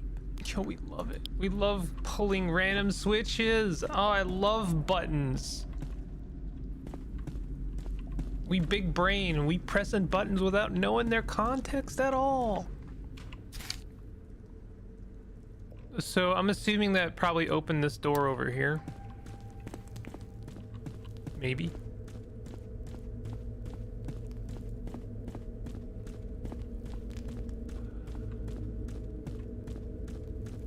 Combat's pretty good. It could be a little bit faster. I don't think I... The party lifts with their combined might, but can do little to move the steel portcullis. There must be another way.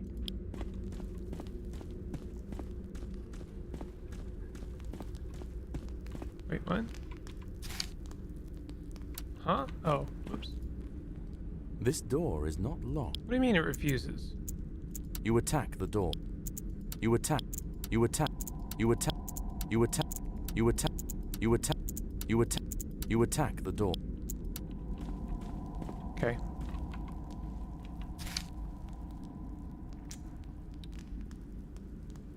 What did that switch do? Did it do anything? Surely it did something.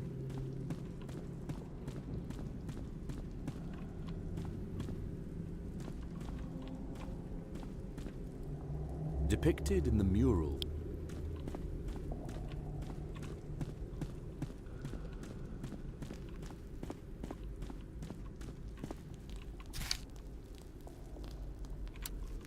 There was a caved in section in the armory or the forge. It might be that that is... I don't know. We'll just go have a look. Okay. Not really seeing anything different here. Let's go back to the entrance. Maybe something's different there.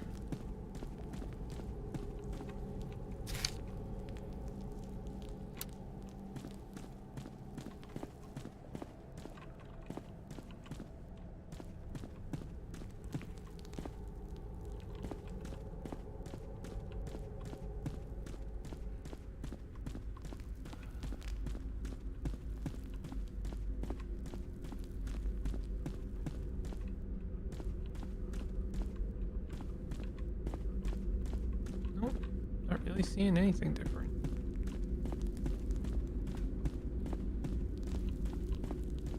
Did I explore all these doors here? Oh, is this a new section? Yeah, this was not open before. Spartan beds and matching foot chests hint at this room's use as a barrack of some kind. The ravages of looters and time have been unkind, leaving it in shambles. A makeshift structure built from bed frames dominates the rear of the chamber.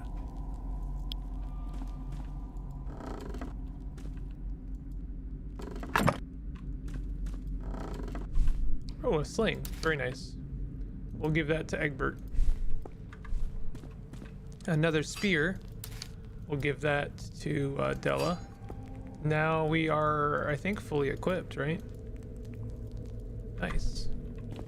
I'll pick up a Morning Star anyway, in case we get another, actually, is a Morning Star better than what we're using?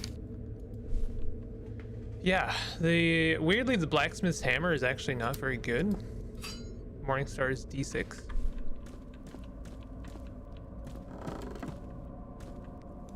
The sound of small boots disturbs Goblins! the quiet of the room as small figures burst forth from the haphazard barricade. They brandish crude weapons and seem particularly intent on defending their hideout. I want to hear some really fun goblin voices here. Nope. Damn. Damn. Wah. We won the initiative.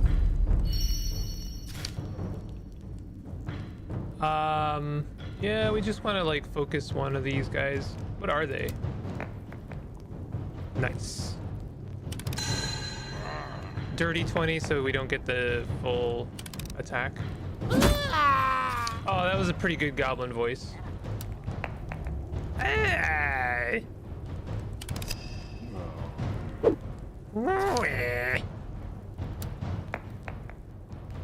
No.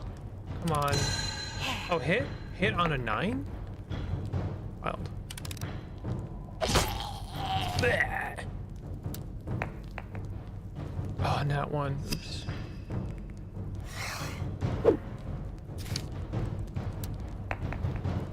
Oh, come on, guys. Oh, 16, nice. Oh, oh, 1 damage. 0 damage. Wah. All right, let's see how this sling does. Nice, nice. +1 dex. I should kind of try and optimize our party layout a little bit. They are goblins. Hell yeah, goblins.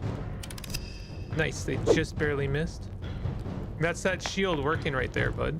No, not 20. Uh-oh. Ah, shoot.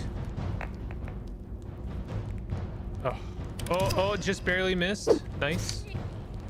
Excellent. Let's get rid of this guy. This game. Yeah, this game.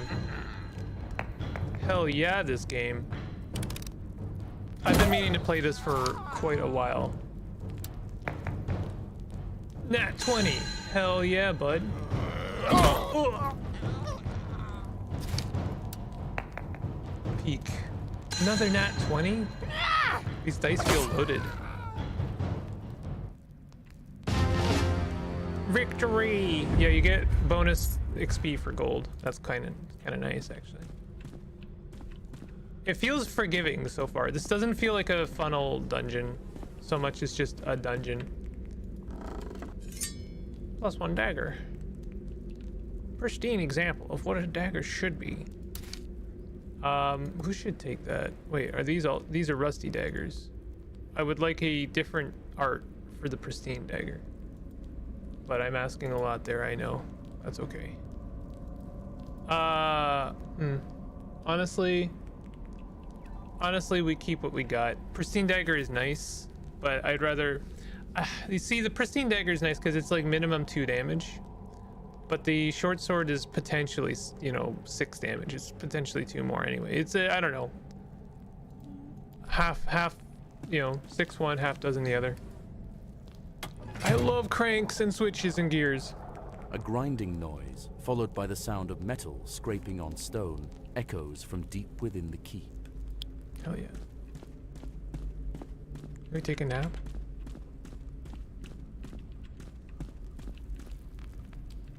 This door is wedged shut by the damp and refuses to open. Break it. Oh. Who's got the best, okay, hold on. Strength? Who's got a good strength? Tatum is actually our best candidate, I think. No, Ray is good too. Oh, Krieg. Let's have Krieg do it. This door is...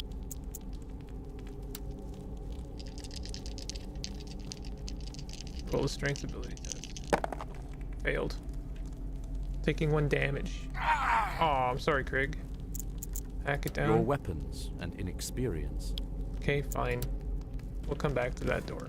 I'm gonna just put a pin in that door right there. A foul odor pervades this place. A smell so heinous it is beyond description. A sitting board runs the length of the far wall with 3 openings. Despite the buzzing flies, you hear the faintest sound of rushing water that seems to be coming from the farthest hole. Interesting.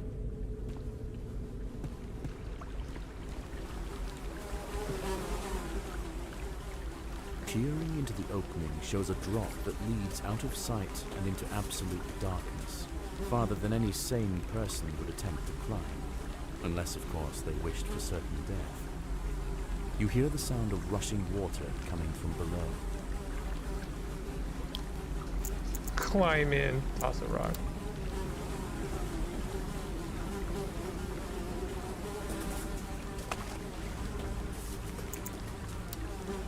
climb in is a choice.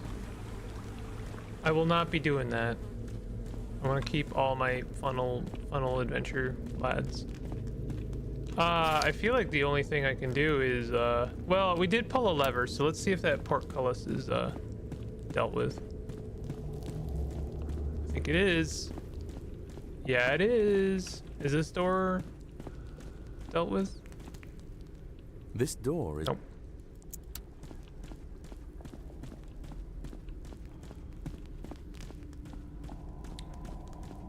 Open areas are a little bit spooky to me. A large, barren courtyard opens before you, complete with mature trees and cobblestone walkways. As you cross the threshold, a sprinkling of pebbles and dust rain down from above. Okay. Oh shit! Yo, are them kobolds? From atop the towering walls surrounding the courtyard, Yeah. a group of screeching kobolds vault the parapets and descend upon you. Yo, I'm gonna be real for a sec. I freaking love kobolds so much. I've said this, I haven't said this on stream, but one thing I often say in person when it comes to adventure modules is I think kobolds are like one of the best monsters, basically, just period. And here's why, right? I think the kobolds are like the better goblin. Goblins get, I think, a lot of credit for like being the conniving, sneaking kind of like just like catch-all monster for like trapping and ambushing and all that stuff. I feel like that's the kobold. Goblins to me are like the fodder that you throw at your adventures. And I mean, like, you can obviously upgrade the goblin, you can make them like planners and such, but I feel like they are generally like just kind of the Goombas of most of your, you know, most adventures. They feel like they maybe I feel like I'm making a better argument for why goblins are underutilized, but I feel like kobolds are the sort of advanced goblin you throw at your adventures to challenge them. They're ambushers, they're trap makers, they're, you know, they're schemers, and like I to me that makes them so much more interesting in a lot of ways. You can make a kobold almost as smart as you want, and to me that fits the description of a kobold. You can almost I've often made kobolds like faction leaders. I think that they can be honestly really powerful foes, and yet they aren't very strong. They're not very strong characters, and I think that's what makes them interesting to me, is like you can put them in circumstances and pit them against your adventurers in certain like sort of pivotal moments where they're very, very strong adversaries, but individually they're like very weak. And I really appreciate that about kobolds. Goblins, you can do the same with goblins, but I don't think it fits as well. I often see goblins as being kind of not very smart. And I think that fits their mold a little bit better. And I don't think they should necessarily be smart. I think goblins should be like accidentally successful. I think that fits the goblin mold a bit better, and I like that as well. I think that can work really well because it makes goblins are a very satisfying foe to overcome, because you almost feel bad for them. You know, like I often feel bad for goblins, whereas kobolds, if they're like a really strong adversary in that they're very intelligent. Anyway, that's my spiel about kobolds. I like kobolds a lot. I also appreciate that this game has like split the difference between the sort of lizard. They've kind of gone for dog style kobolds. Dog style kobolds are an interesting. They've got I don't know if like entomology is the correct. Like they've got an interesting kind of history, because like we did what was it? Which game was it? Dungeon of the Mad Wizard. It was Wizardry. Was it Wizardry that basically depicted kobolds as this almost like could go one way or could go the other way, and then that became the staple in Japan as like they were dog creatures, and then in the West they became lizard creatures. We just lost Ray. Ray Wyatt is gone. Unceremoniously. The next 3 characters that would be killed in combat instead survive the attack and are restored to 1 health. Interesting. Untimely death is not unusual in the lands of Weepstone, and believe it or not, it's not all bad. When the people of Weepstone die, they convey otherworldly boons called mortal favors upon their friends and loved ones. Oh, that's interesting. Each character has a unique mortal flavor or favor. They vary wildly, and little is known of their origin or cause. As the hardy Ray dies, those around him feel their own constitution and brawn buoyed by their lost companion's considerable fortitude. That is a really interesting way of doing that. That definitely softens the blow of like feeling bad about your characters dying, but it also, I think it does a really interesting thing, is it makes death a mechanical thing. And so you're expected to lose your characters, but it's actually something you could lean into. That's actually really cool. I like that a lot. I like kobolds because they're the most ambiguous fantasy being ever. Ask a Japanese person and their dogs. Ask a D&D player and their lizards. Ask a German, and hey, that's a gnome or leprechaun. Oh yeah, I've heard about that too. German kobolds are like gnomish people. Yeah, that's really interesting. Kobolds are very, very cool. I actually had an idea. Actually, it was Pastry suggested this as well, because I was talking about this in Galen's chat, and Pastry mentioned if a kobold could be a lizard, does that also mean you could have kobold bird people? And I find that concept so compelling. I absolutely want to run a campaign with kobold bird people, because that works so stupidly well. And imagine for a moment what a tough adversary a kobold would be if they could also have a little bit of flight in them.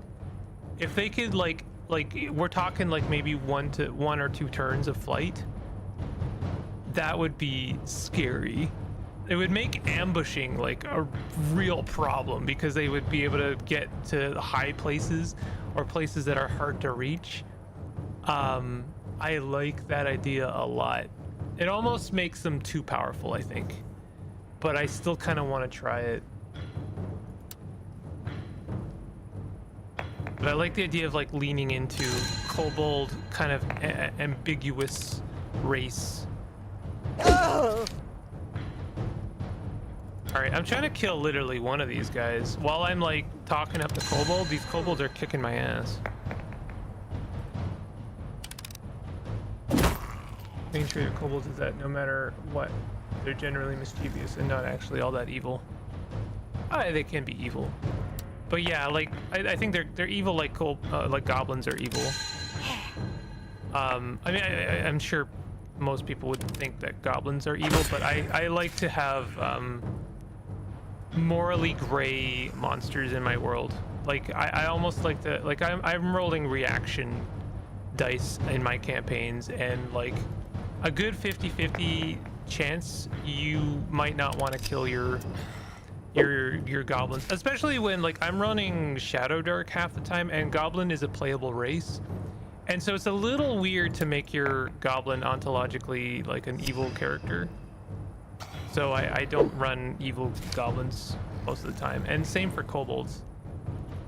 But I also play kobolds like in most of the games I'm playing in, and it didn't, like, it's honestly not by choice. It just kind of ends up happening that way.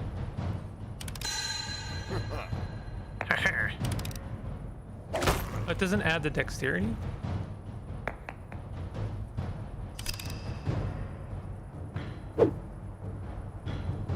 These are a good kobold depiction. I really like them, actually. They almost feel like a lesser version of bugbears, and I also really like bugbears. Bugbears are such a cool, maybe underutilized monster. They're also just very strange. Like, what is the history of the bugbear? I actually do not know. These kobolds have very crappy AC, I have to say. One more hit should do it. Miss. Okay, so their AC is 6. I know I'm talking a lot while I play this game, but that was half the reason I wanted to play this game, is because I just like I have a lot of experience with exactly the hyper-focused concept of this game. Like I enjoy it a lot. So we lost a lad. That sucks a lot. Can we move them out? Oh, interesting. So there's still a dead part of our party. But then they what? Increase the constitution of the nearby characters? Like, how does that work?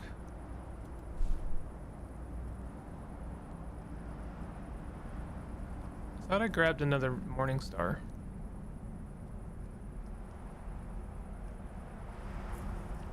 I feel like 1d4 plus 1 is better than a 1d6 minus 1.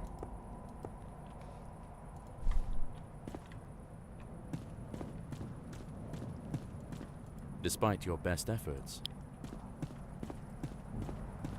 It's funny that as soon as I'm done this game, I'm going to be playing another Despite black and your white best game. effort. I don't mean to be so on like theme, but uh-oh. This is the kind of room I would turn away from, but we're just gonna I'm gonna finish the demo. Who are you that dares enter this sacred place? Thomas? My name is Thomas. Who there? We come on behalf of the Lord of the Weepstone. We would have your name first. We're here on, I don't know, I don't want to state my purpose just yet. I find your hubris amusing. I would see you clearer.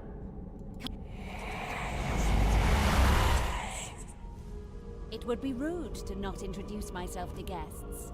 I am Lorelei, the ever-faithful. You say you've come on behalf of Byron. I didn't say that, actually. How does he fare? Still a craven, I presume?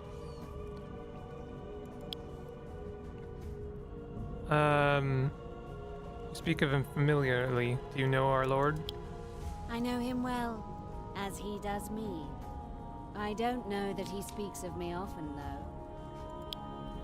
Sorry, can't say we've heard of you. I am untroubled by what fools do not know, but they make such bad company. Time to remedy that.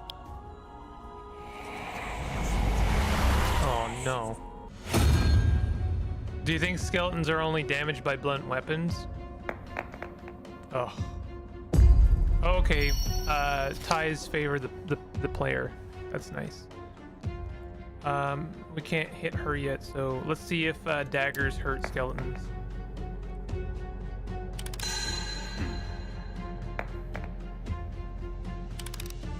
Wow. Wow. Okay, yeah, they sure do.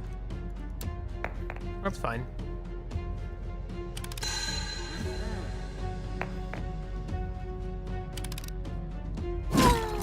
Alright.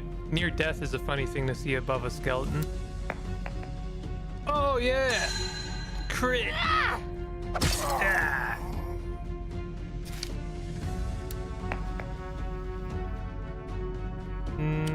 Miss. We're gonna kill all these skeletons and she's gonna summon like 3 more. Damn.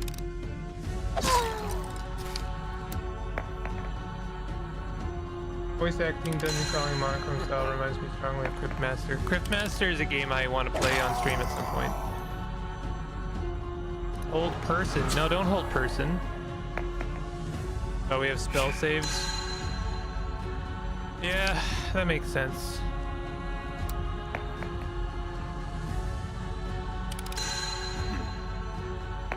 I am personally not a huge fan of spell saves, but that's okay. It makes sense. It's what is most familiar now.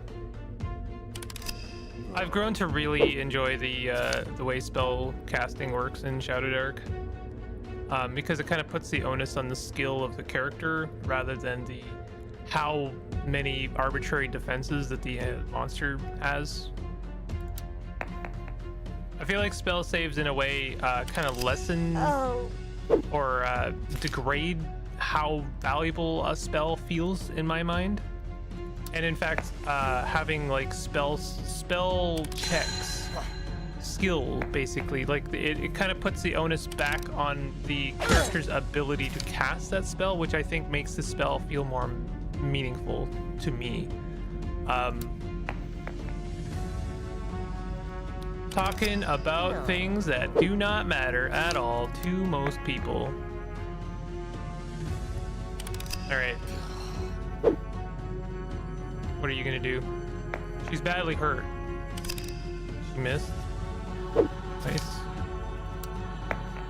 Kind of feeble, honestly. Some funnel adventure. All right, we're missing. We have a lot of, we've got the strength in numbers right now.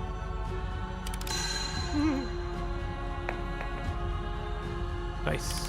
I might kill her. Nope. One more.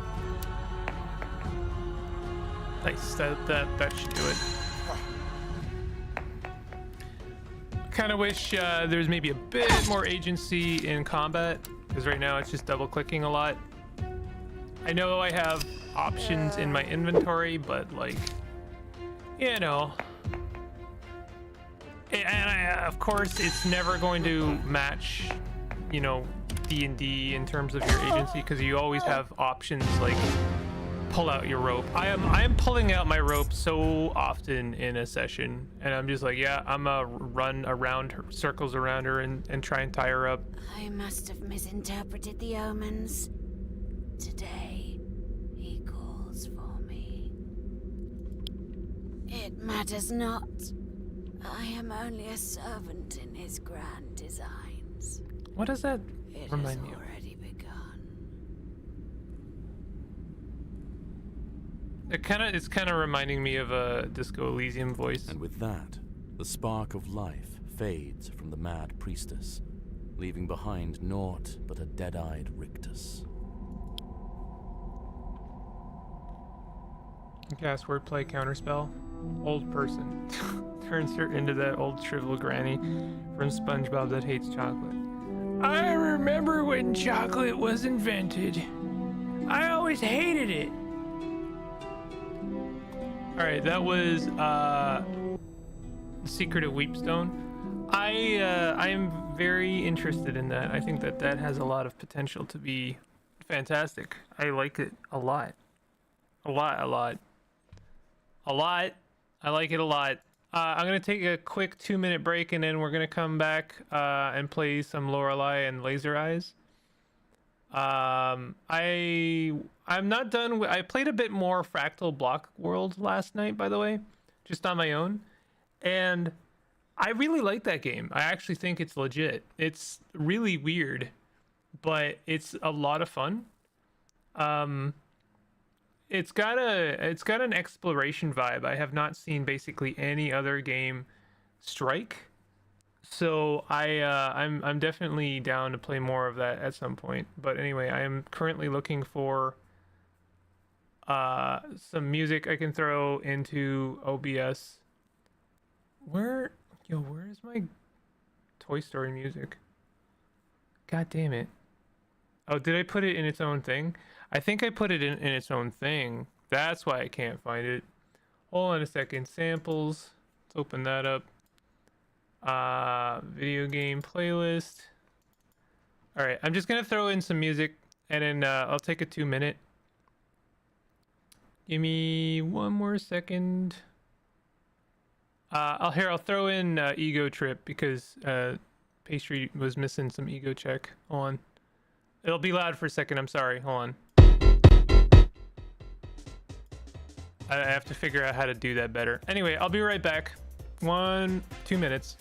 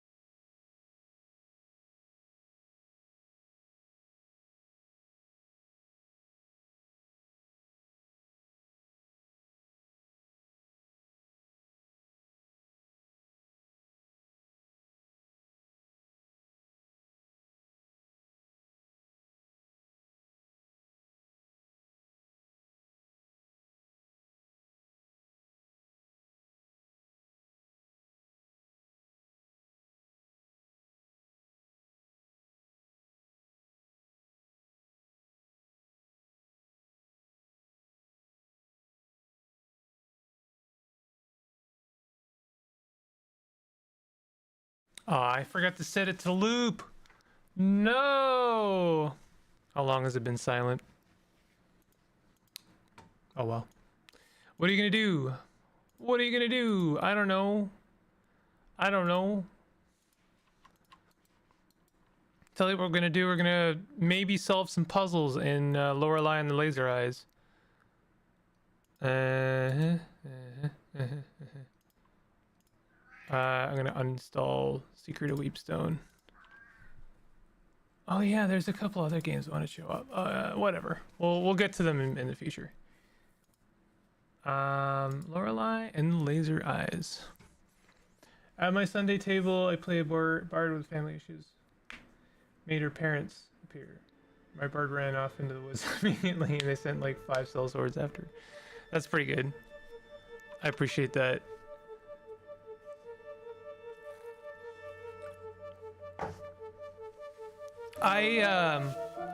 My like favorite character to play for any kind of, I mean, I generally appreciate like a Western Marches style of campaign where it's like kind of freeform and like open sandbox.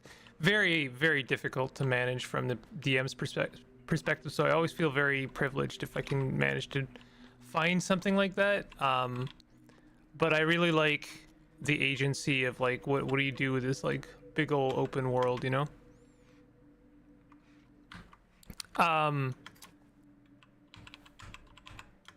And my favorite style of character to play is, generally speaking, weird little freak. I really like weird little freak style of character. Generally experimentative, generally morally gray, pragmatic. Unfortunately, I like to be pragmatic, which is to say, if there's a kind of a gauge with a needle, that expresses morality from a good to evil perspective, I lean slightly towards good, but mostly in the middle. I am not afraid to bend rules and not necessarily towards the favor of like, you know, NPCs, especially like gauging reaction, right? Like if I encounter a town or anything like that like it all pisses me off. Didn't I already do this one? I thought I already did this one.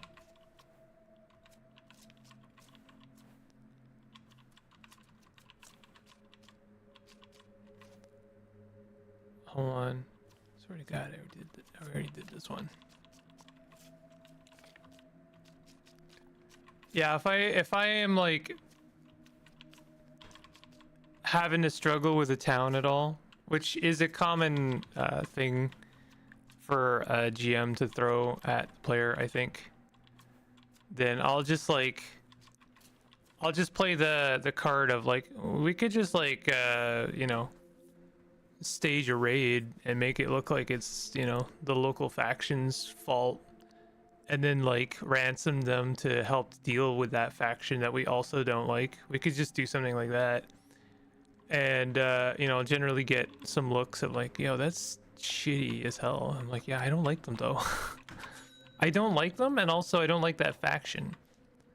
Like, let's screw them both, honestly, and then like reap some profits. And that's when the GM generally throws in a crying child. They throw in the crying child. You know what? That's a staple GM move. There's a crying child because their home is being raided. I'm like, no, they're not. Their home isn't being raided. We're just pretending. We're pretending to be the bad guys. You are the bad guys. No. Listen. We're pretending to be the bad guys, okay? She managed to solo 2 of them. One got baited into an ogre that pancaked them, and the other had a 3rd level sleep cast on. I have evil schemes for my next course of action. Hell yeah. We love evil schemes. Around these parts, we love evil schemes.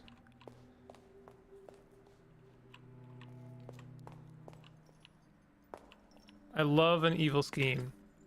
One of my other characters vaguely fits that description. She's like a mix-up of a Dullahan monster and a dwarf, and her concept of ethics is more like, my bad for trying to do things efficiently. Yeah.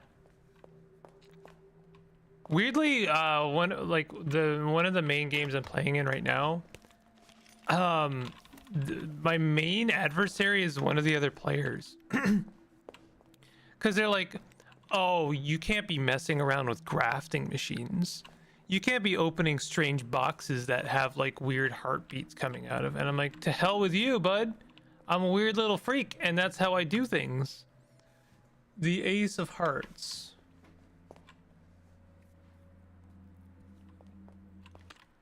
I weird freak with shit, you know? Let me be a weird little guy about it. It's bolted from the other side. So, I think I need to look at our map. Padlock, unlock room 2014, open the 3rd floor document tube. Visit the exhibitions on the 2nd floor. Padlock on the mezzanine. Unlock the journal, astronomical clock. Man at the gate. Meet him at the hotel. Unlock shortcut. Where am I? What am I trying to do right now? Current possessions. Photographic memory. Maps. Okay. So that's the astrological clock on the left side there. Right?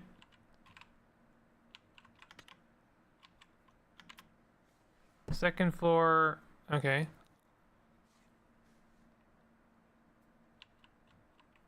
There's a lot of game here, I'm realizing. And I feel like I have not even, like, broken the surface. Then we got the basement. Let's go to the basement and do some more gotchas. That's my answer to everything. Let's go to the basement and open some gotchas.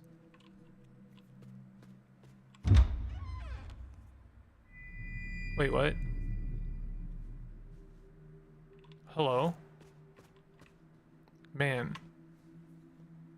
Signorina, I am happy like 1,000 children to see you. Please forgive my absence. I had some matters I needed to discuss with the Americans. Oh, I know. Ask about the red substance. First things first, Signorina. You must, above all, get to know this house. After all, it is your art that will reveal all its secrets and memories. This is crucial to the project. Keep quiet. Now, Signorina, if you would excuse me. As you can see, raindrops fell on man and hedgehog alike. Okay, that's cryptic as shit, alright? I have to go and clean off all this red paint. Call me on my room number about your findings. We must uncover everything. I'm staying in room 1963.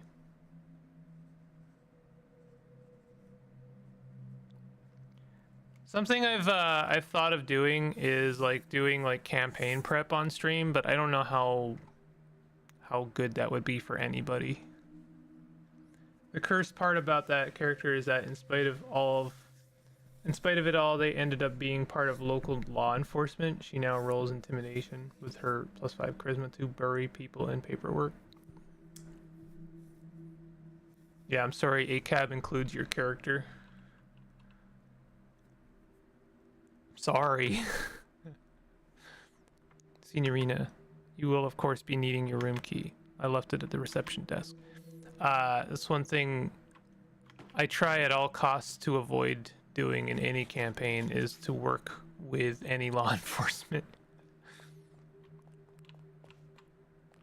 Out of just pure... it sounds like you're working against it from within, which is funny.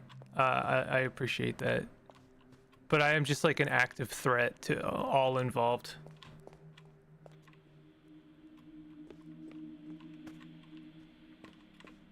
Telephone directory.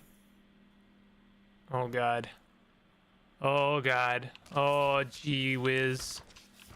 Oh no. There's a lot of things going on there. Do we have a photographic memory of all of that? I thought I already dealt with this. Does it, like, not actually save? Oh, this is different now. There's a woman painting in the garden. Should I go check that out? Money. To whom it may concern, it has come to our attention that Mr. Nero has contracted you to work on his project. We are writing to let you know that we are not involved in any capacity with Mr. Nero, nor any of his projects, as of late last year. Anyone choosing to still associate with Mr. Nero after receiving this letter will be regarded as complicit in Mr. Nero's game. Furthermore, my personal advice for your own safety is to not engage with Mr. Nero, as it has been proven time after time that his behavior is erratic, perhaps even dangerous. 1962, I'm assuming, is going to be the answer. Oh, there's different stuff going on. Oh, that's an interesting way of doing things. 1962?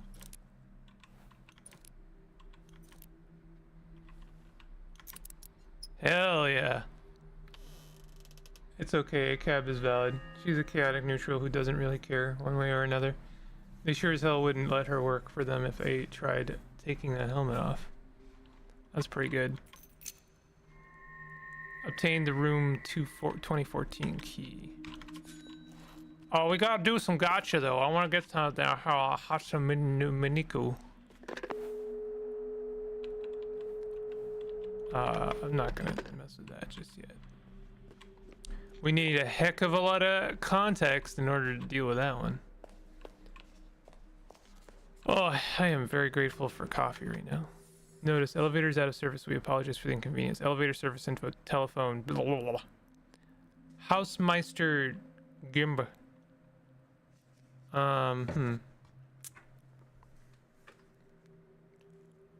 GmbH. This might be nothing, but maybe I can look up the number.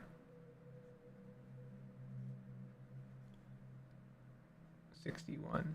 Oh, wrote 62 for some reason. Let's go figure that out.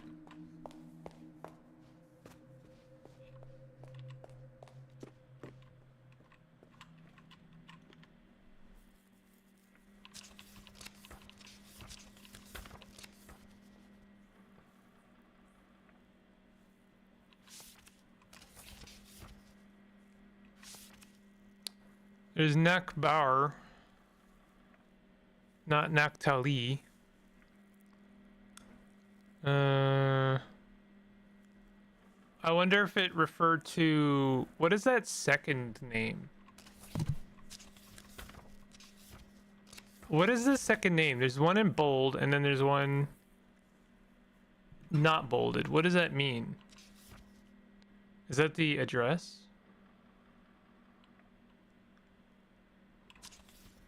Naktali 62 or 61. Ah, Naktali 61, Hausmeister GmbH. That is 68 27 52. I believe it was a kobold actually. Oh. Well, 68 27 52.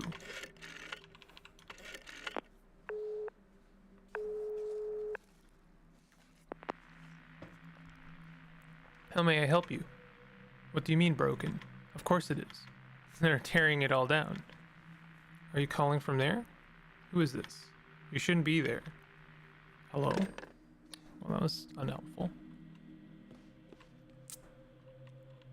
Let's go talk to the woman. Oh, the phone is ringing. Signorina, it's me. When your horse barks, one has made a mistake. There was a misunderstanding about the elevator. It couldn't be trusted. It should be working now. Please, Signorina, forget about Housemeister. Strength is street. Alley is avenue. Wig. How do you say wig? Wedge? Wig? We. We. The thin text are addresses. Okay. This game is gonna really shine a spotlight on my ignorance. Button.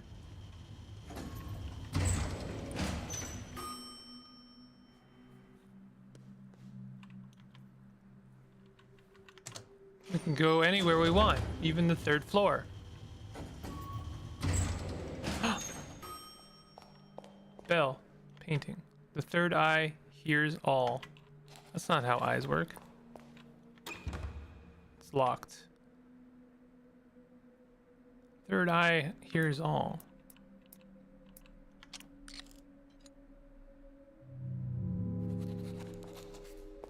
Okay, so that's nothing.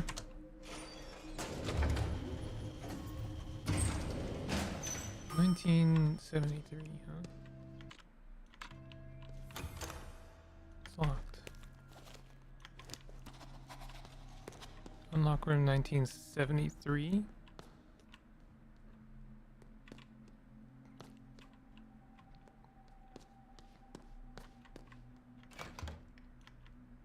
Ooh, interesting.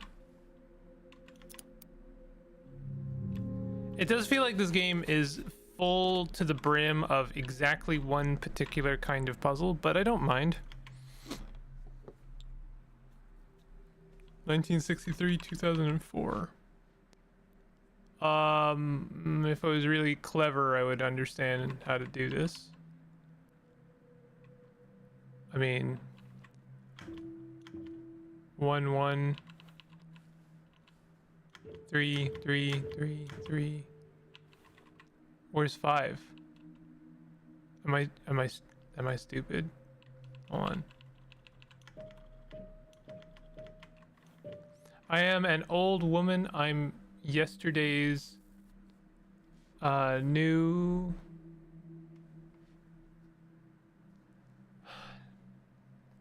news. I'm yesterday's news. Laser eyes.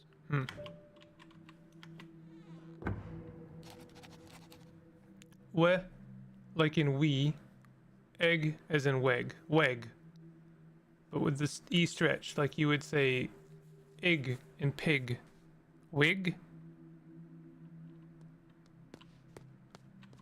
Peg?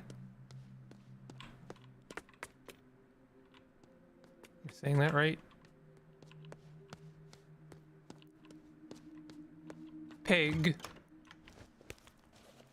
What is this key good for? Use room 2014 key. Nope.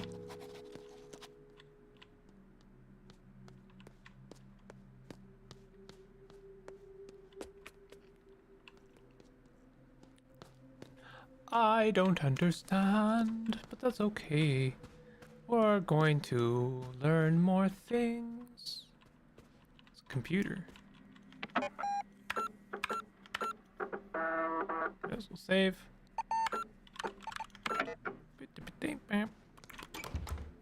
Locked. Always locked. So many doors are locked. Peg is fairly similar, but more like pig. Pig.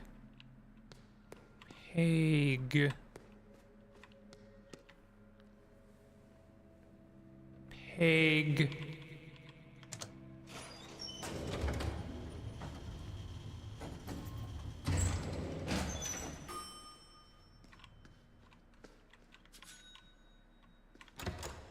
It's bolted. I really wish all these doors weren't bolted all the time. What does it say? Oku 3 KLB Electronics.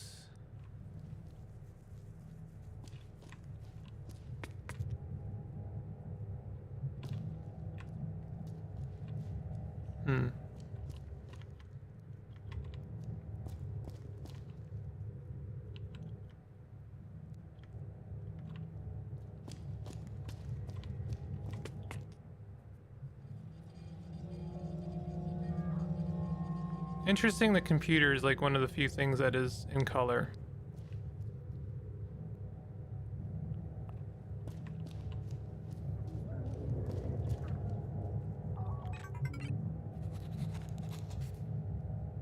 Boot instructions. Input username followed by enter.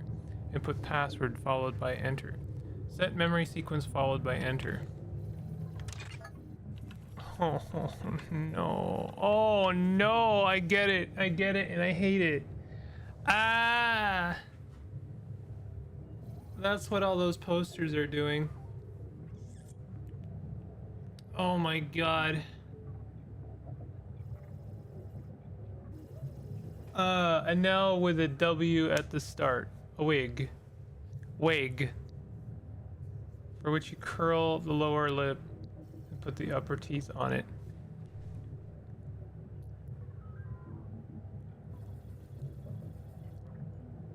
Wig.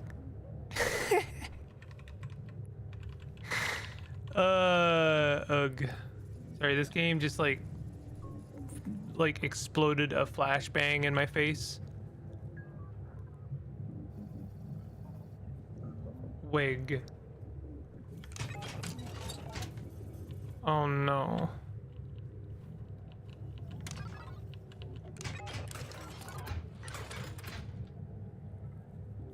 Oh my god.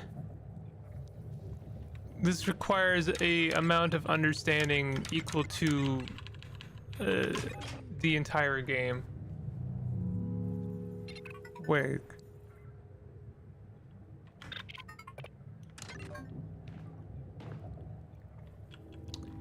Finally, the Deus Ex Machina has arrived. The plot device that will solve our problems.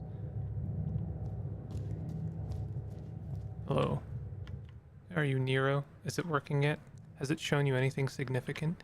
Does it know about what happened? Forgive me, but this device makes me nervous, like the pan who sold the egg. Our entire project and future depends on it, Signorina. It holds the final truth for us. We must find out everything required to operate it. This is your most important task here. Yeah, I get it. Buena fortuna, Signorina.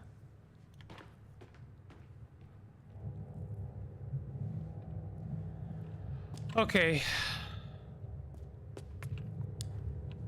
So, god damn. That is a lot. I've got a couple of those posters written down. The thing is, I do not know what letters or characters they equal. So that would be like the first step, is like figuring out what each of those symbols mean. The second step is probably then figuring out who we need to, input.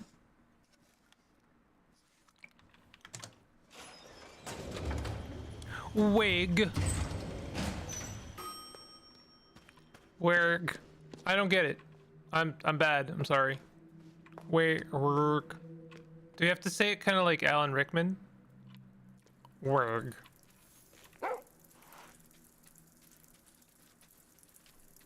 Oh, dog.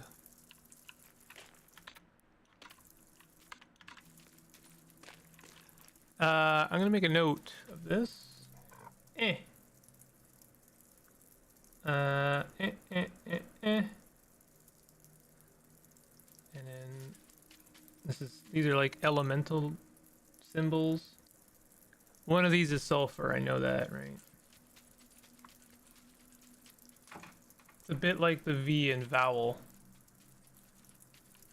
Vague. Berg. I'm trying. Hello, dog. Do you think you have to input the name of the dog?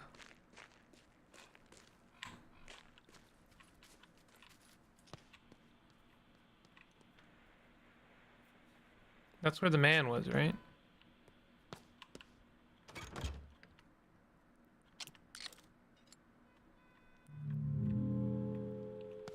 Yeah. Vague.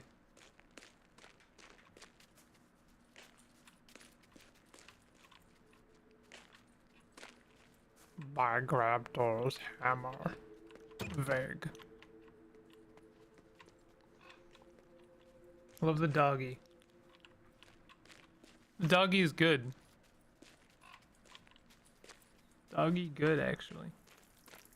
Doggy is drinking from the fountain. Is that okay for doggy?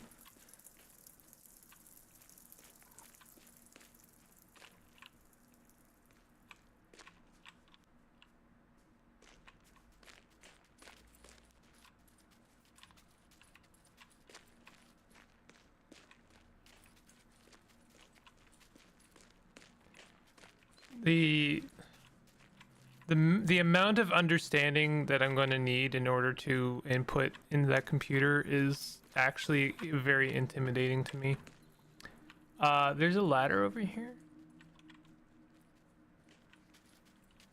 $1!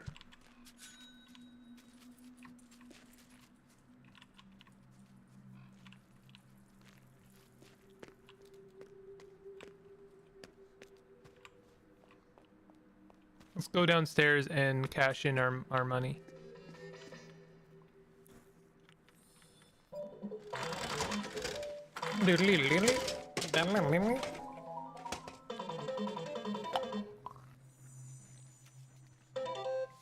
A friend, a stranger, yourself.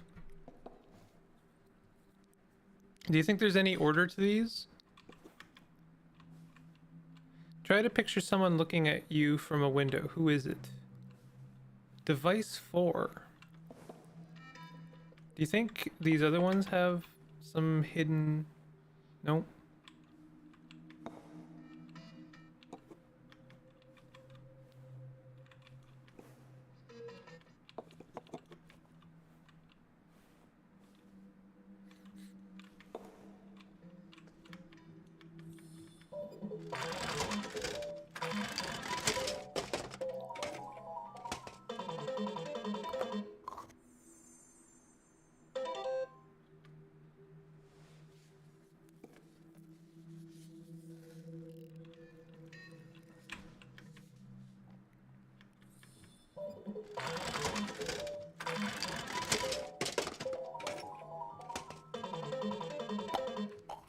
Ba-da-da-da.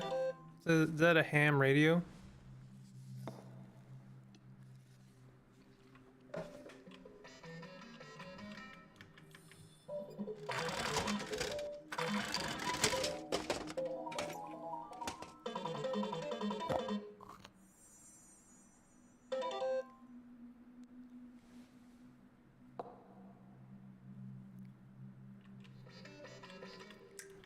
We've already got half the figures.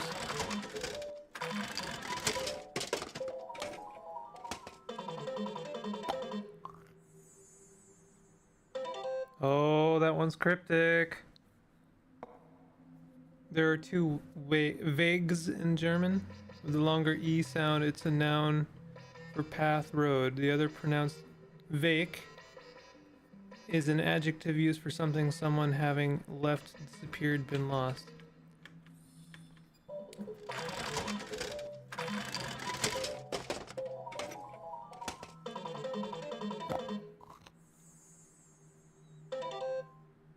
Box. So we only have 9 left to get.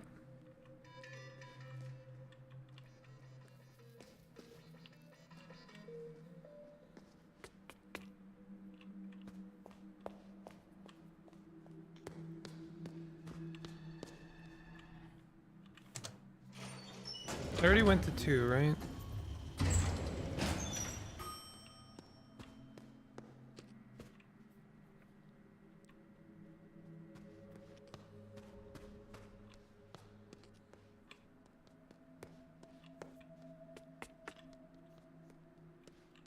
So where is this? I noticed there's a little symbol on the wall. Nouns are always capitalized, so there is never ambiguity. Oh. Interesting.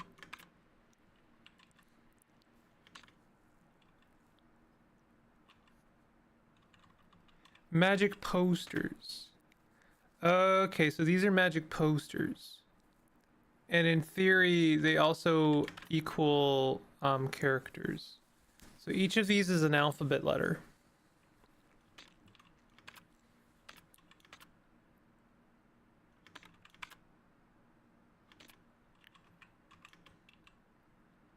Pattern and inscriptions. So there's the easel in front yard. Door to room 1973.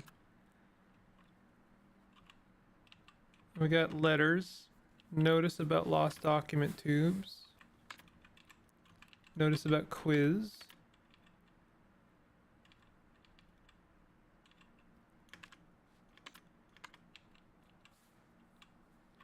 I still don't know what this means. Any hidden cost.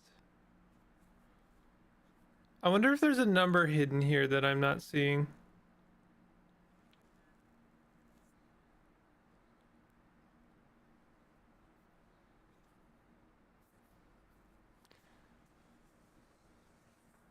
With neuter pronouns means sign, but with masculine pronouns means shield.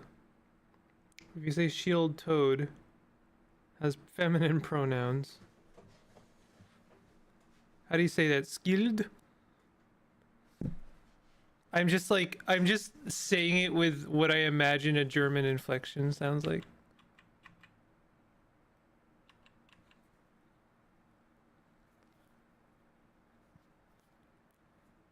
Then there's least expensive option.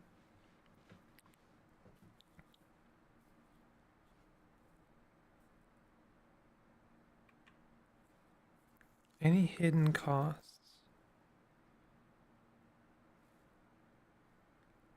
Shield? Is it literally just shield? Modern design proposal, inexpensive materials, economic construction, lower priced interior. Any hidden costs? How do I get a number from that?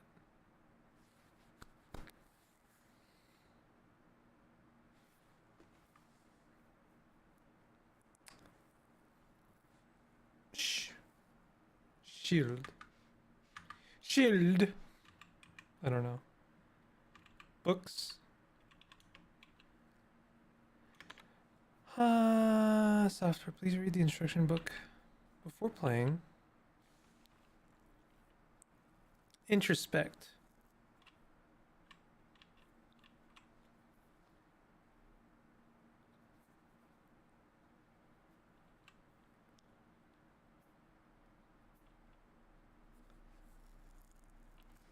Throughout the game, you'll find American dollars.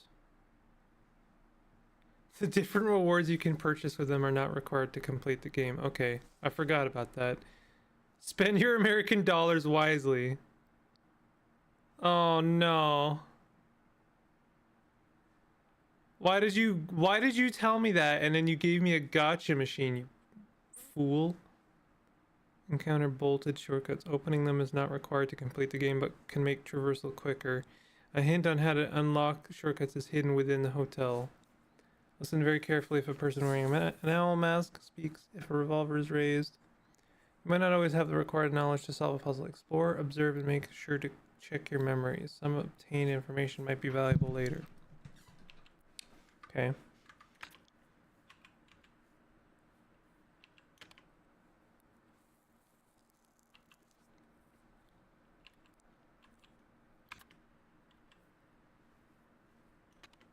Oh, the Greek alphabet. That might come in handy later.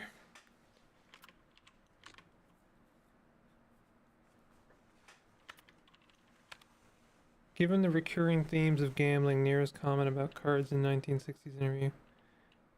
This is long, but it's important.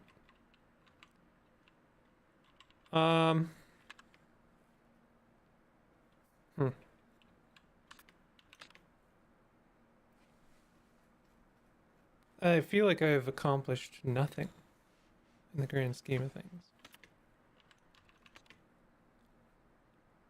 Have I gone up the front stairs here? Have I really not done that?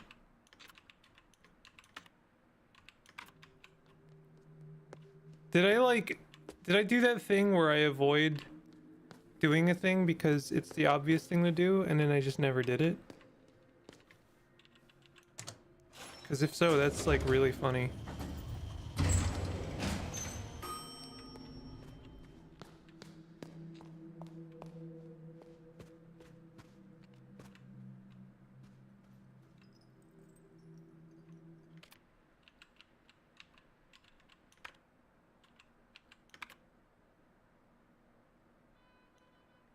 Okay, so there's actually 2 rooms here I haven't done.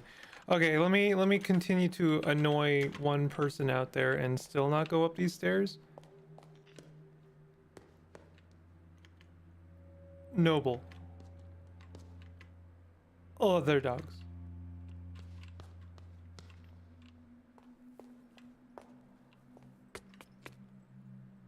Oh wait, I have been up here.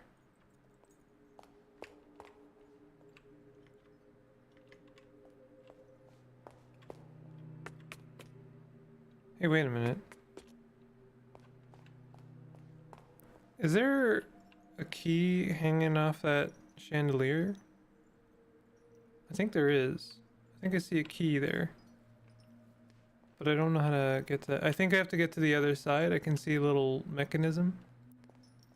But, where's that?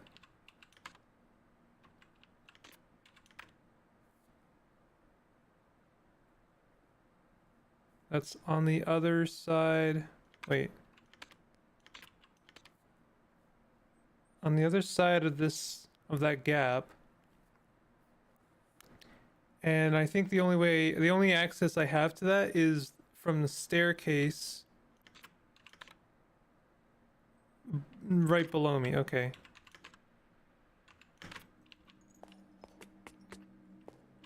So I have to go up here. And then up these stairs.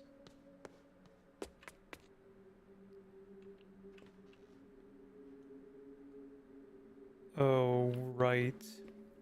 This floor.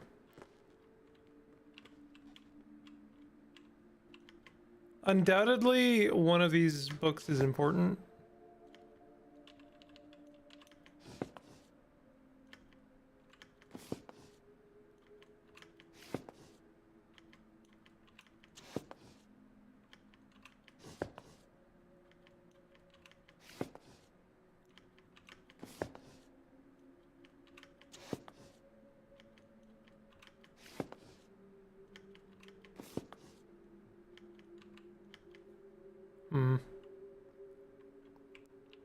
It looks like it's the first book, so like 1800, that has some markings around it.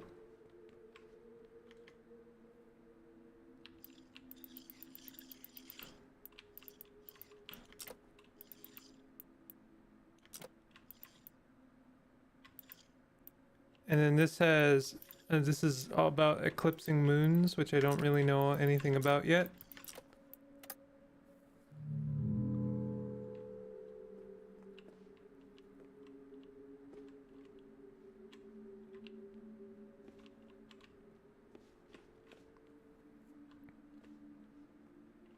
So how do I get to the other side of this?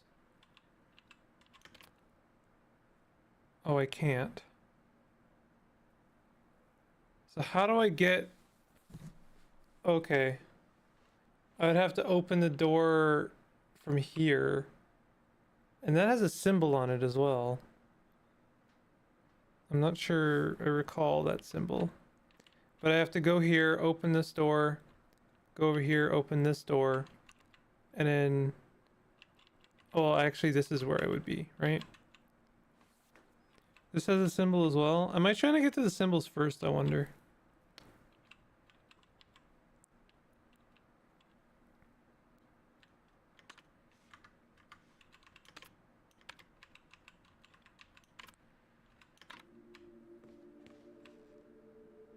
Wait, is there a hidden... There's a door, like, right in front of me, and I can't see it.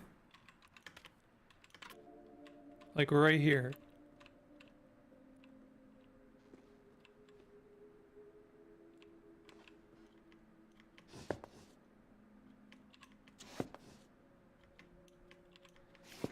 Should I, like, go through each and every single one of these?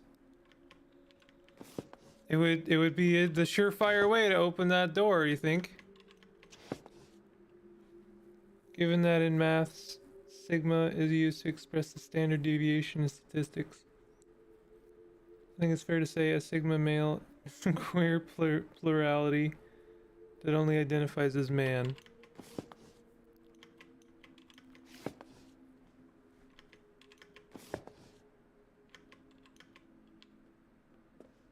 I have no idea what anyone who identifies as being sigma introspects of themselves.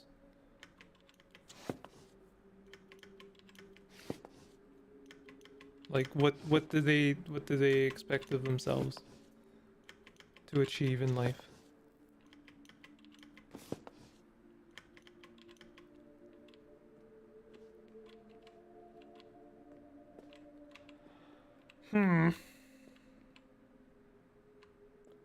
Like, I have already tried all of these books,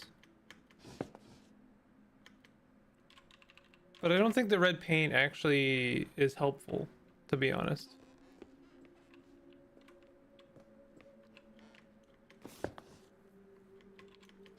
I am sorry that I am like 100% invalidating the puzzle here by doing it this way, but I don't know if there's a clue in this room. I am not seeing it. It might be that having context would count for quite a lot.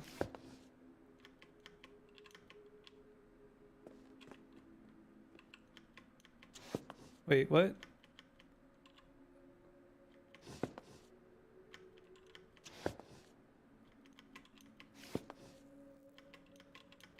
Didn't I tried to press down?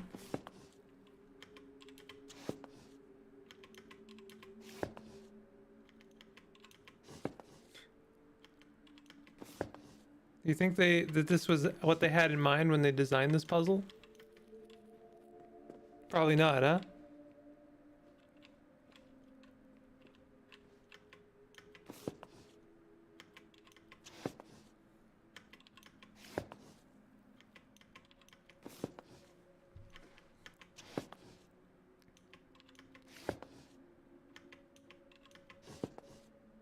I'm just tugging on threads for now.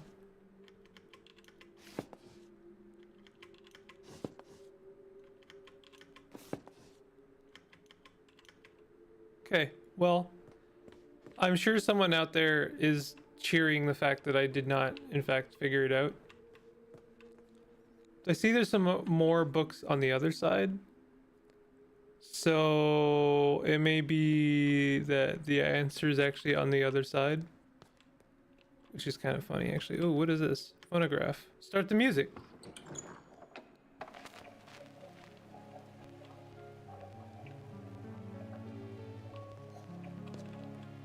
Give me 1 second.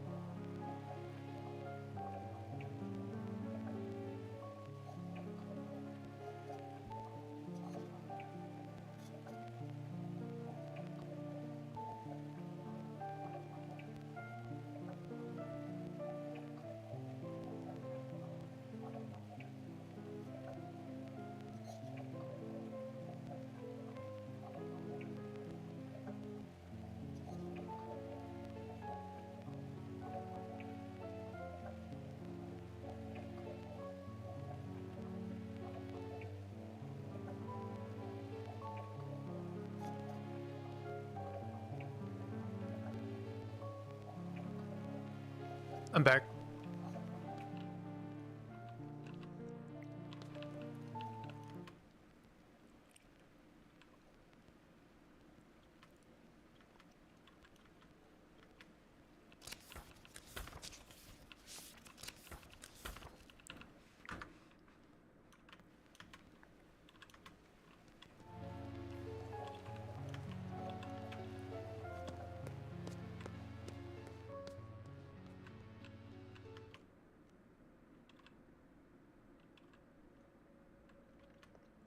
Hmm.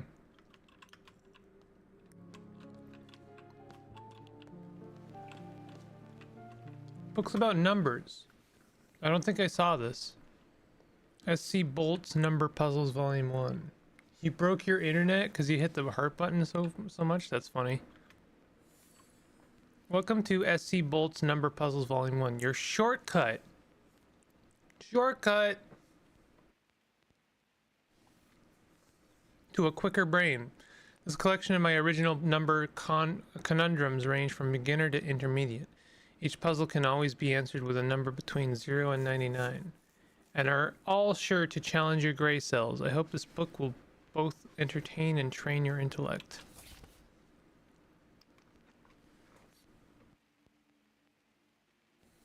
Dr. S.C. Bolt, born 1949, has written over 200 puzzle books and constructed over 50,000 brain teasers and riddles. He is the director of the Puzzle Association of Denmark, and his puzzles have been published in all of the world's biggest publications. In my left hand, I have half of the total amount of coins I have. In my right hand, I have half of the amount of what I have in my left hand. The rest, 6 coins, are hidden away in my hat. How many coins do I have? In my left hand, I have half of the total amount of coins I have. In my right hand, I have half of the amount of what I have in my left. The rest, 6 coins. Oh, I mean, it sounds like you have 6 coins in your right hand, which means you have 12 coins, which means you have 24 coins. Right?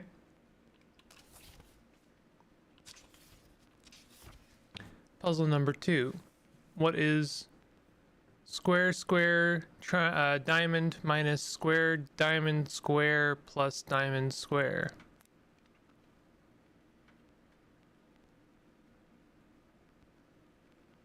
Half of total is 50%, half is 25%, no? Yeah. So I think the answer is 24 on that one. This one I don't get.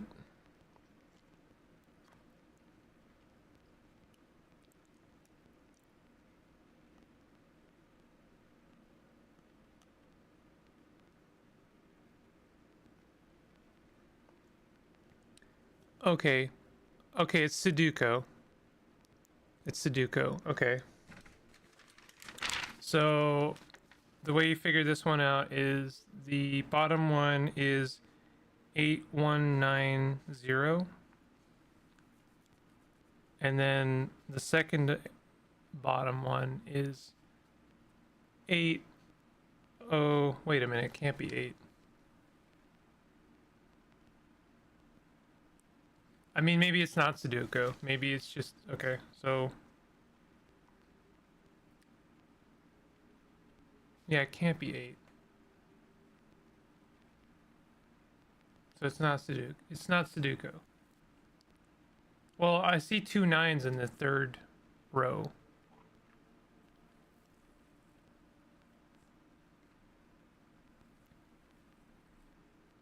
And there's 3 zeros in the second row. So it's definitely not Sudoku. But I'm wondering, it seems like the numbers repeat.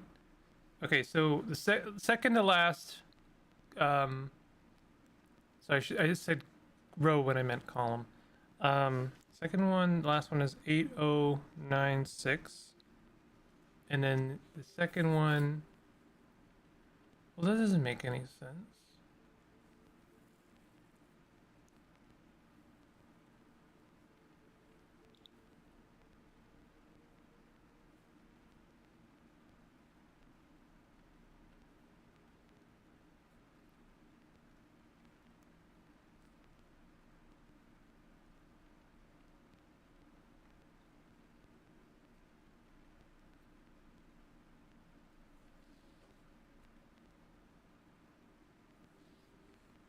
You would think that square and diamond are consistent, but it doesn't look like they are.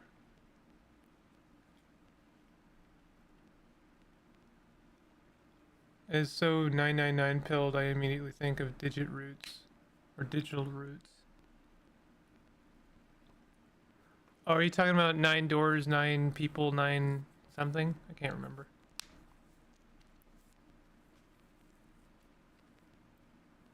I don't get this one. So how many puzzles are here? 5, 6, 7, something, 12, 13, 14, 15, 16, 17. Okay, all right. I get you. I get you. I think those are gonna equate to doors, and then we'll get the answer from each of those. TikTok timekeeping systems. Unlike the 12-hour system, the superior 24-hour clock system is divided into 24 hours, counting from midnight to midnight. 0000 is midnight. 2014 is 14 minus past 8. 14 minutes past 8 in the evening. And 1847 is 47 minutes past 6 in the evening. The Roman numeral system, it uses the 7 symbols 1, 5, 10, 50, 100, 500, 1000. That series has an obsession with digital roots and anagrams. Oh, interesting. I do plan on playing that game at some point. I know I say that a lot, sorry. When using the system, one has to arrange them in different ways, using addition and subtraction. For example, 9 is 9, 10 minus 1, and 6 is 6, 5 plus 1. To use some larger numbers as examples, 2014 is as it's 1000, 1000, 100, and 4. 1963 is 1000, 1100. What? Oh, wild. I actually never knew that about Roman numerals. So to get to to get to the 100th place in the 9, like get the 9 in the 100th place, you have to do 1000 minus 100. Is that correct? Yeah. So you treat it like 9, like 1x, or like ix, because that would be 10 minus 1. But then instead it's 100, 1000, because it's 1000 minus 100. And then 6, which is 50 plus 10, so that's lx, and then 3. That is very complicated. And so then for 8, you do 1000, and then to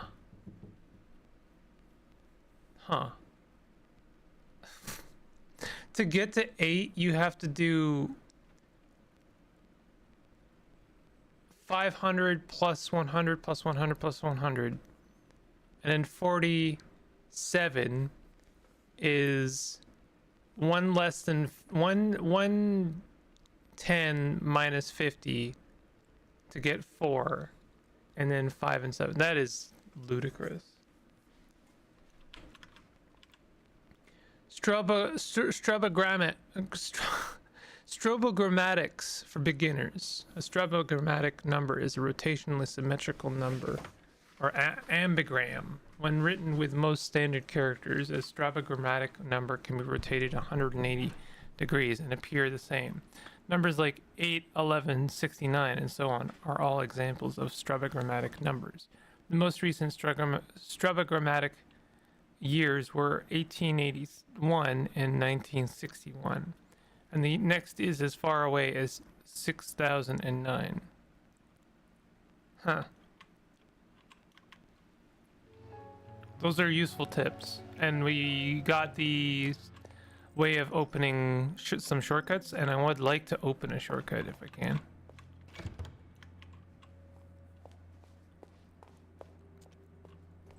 Let's open a shortcut.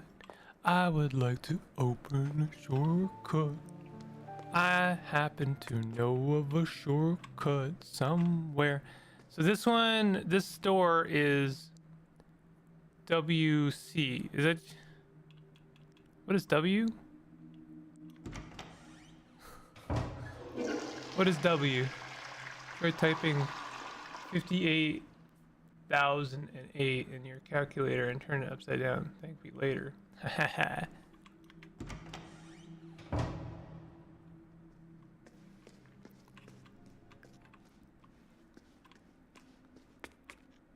Fucking got him.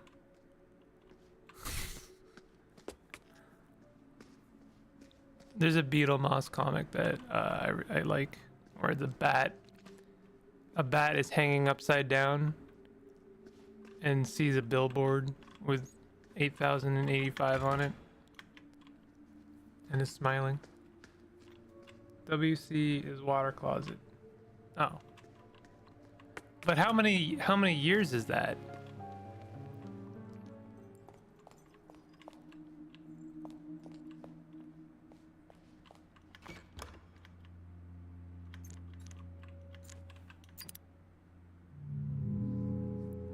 This doesn't have anything on it. And this is locked. I want to open a shortcut because I feel like I've achieved nothing.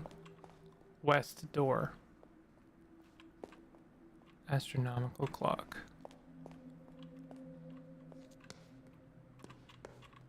Locked door. Large wooden object. Something on the other side is blocking the way.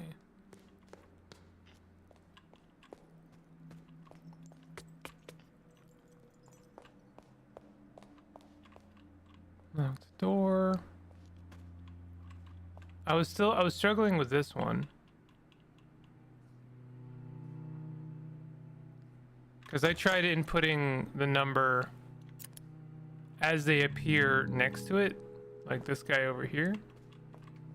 But is that correct? Probably not, huh? I mean, I know it's not.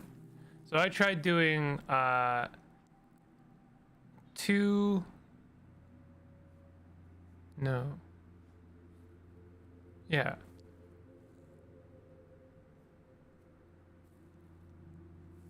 Was it 4, 4, 1?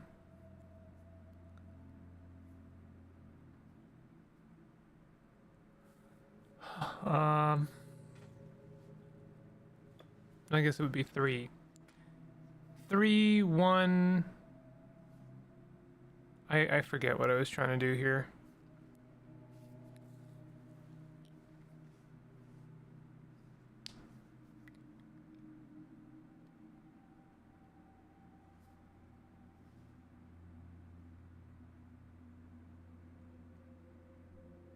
Hmm. 3, 1. No, 3, 2. No. God damn it.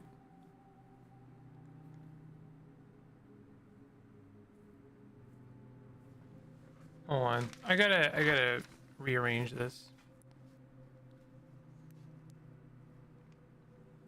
So if I was to put, like, the top left one is the bottom left one, which is 3, right? Then it's 2.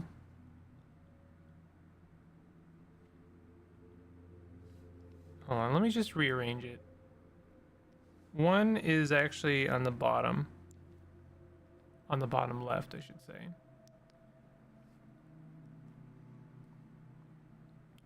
Then 2 is above it. Then 4 is top right. And then 3 is actually below it. So it should be 2, 4, 1, 3. Right? I think I already tried that. 2, 4. I might have just gotten it wrong many times. 2, 4, 1, 3.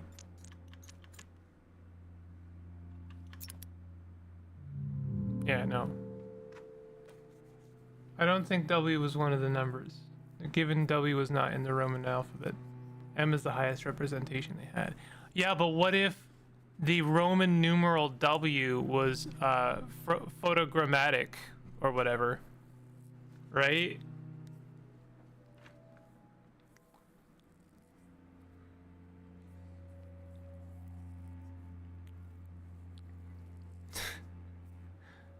What do you think is going on here?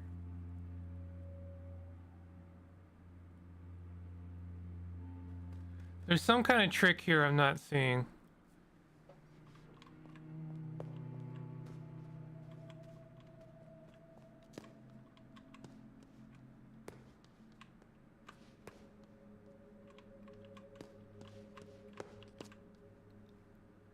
VV would be a 10. You want it to be VV and not M?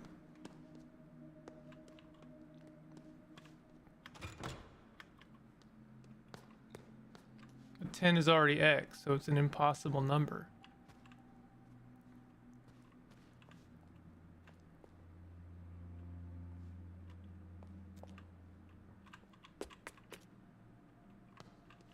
Hey, I think this is my room.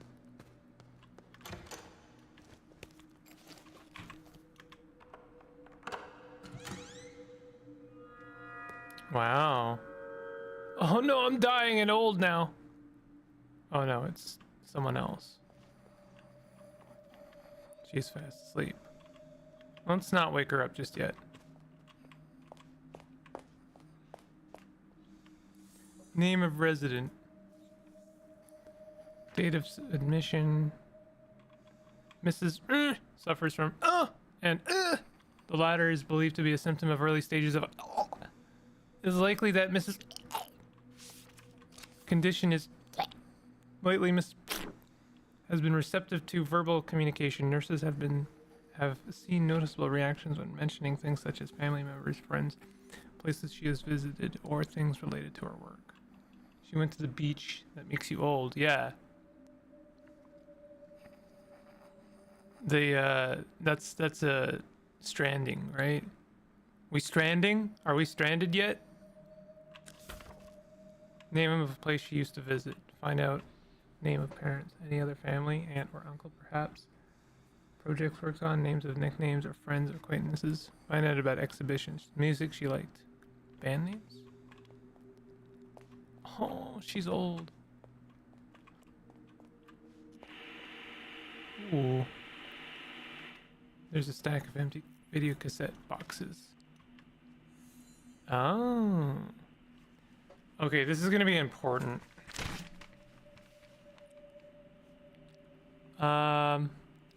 Canzone dell'Oceano. Hey.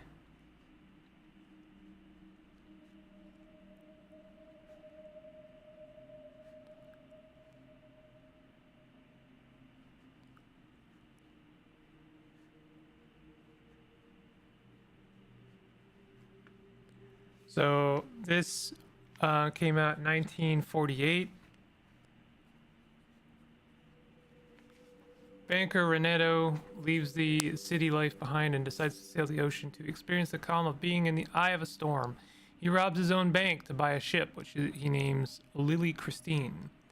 Throughout his journey, he meets creatures and seafarers who all seem to bear a resemblance to people he has met before. An American dollar was hidden in the box. My hungry ass read calzone. Yeah, right? Adieu, Tbilisi. Adieu.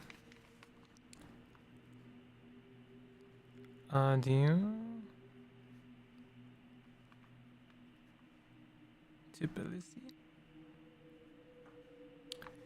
Came out 1950. I know this is all written down in my journal. Ace of Hearts, 1952. You see where I'm going with this, right?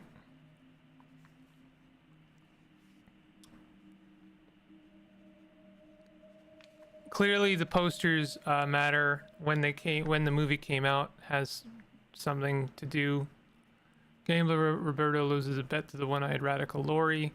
To cancel his debt, she wants him to infiltrate the military-industrial complex. When Roberto inadvertently causes an international diplomatic crisis during a game of cards, Lori decides that a nuclear war is unavoidable, and in the name of peace, they form the terror group, the Ace of Hearts, to speed up the process. That sounds like a wild movie. Card fell out from the box. Ace of Hearts. Etymologist's Dream. So this one's going to be important. This is the one that's split up into 4 parts. Etymologists.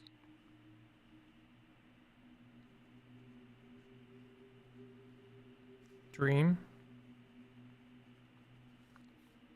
Came out 1954.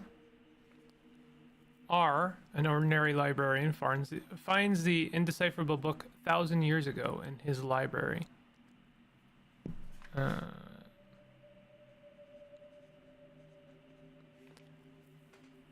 The words within puzzle him, and his research leads him to an underground book club where he befriends Elle.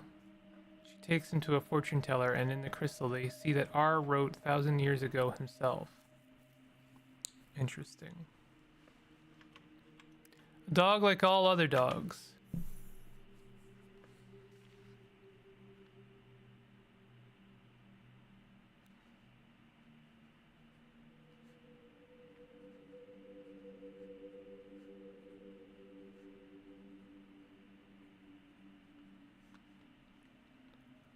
I will say this game is extremely European, and the disclaimer at the very start definitely tried very hard to not be condescending about it.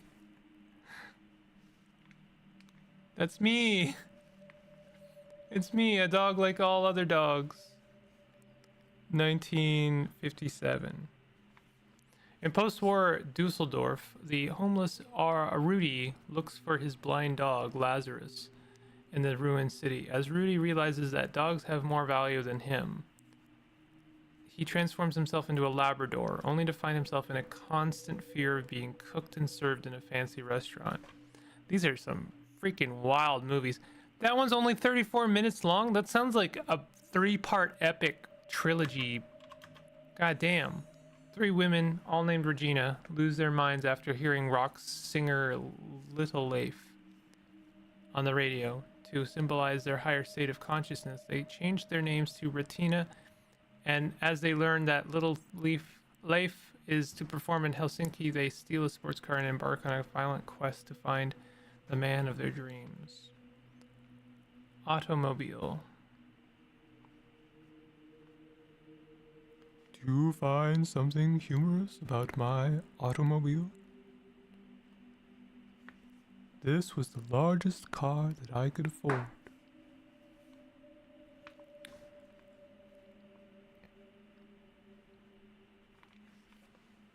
Look there at the little boy who laughs at everybody. Let's laugh at him. Ha ha. Un animal.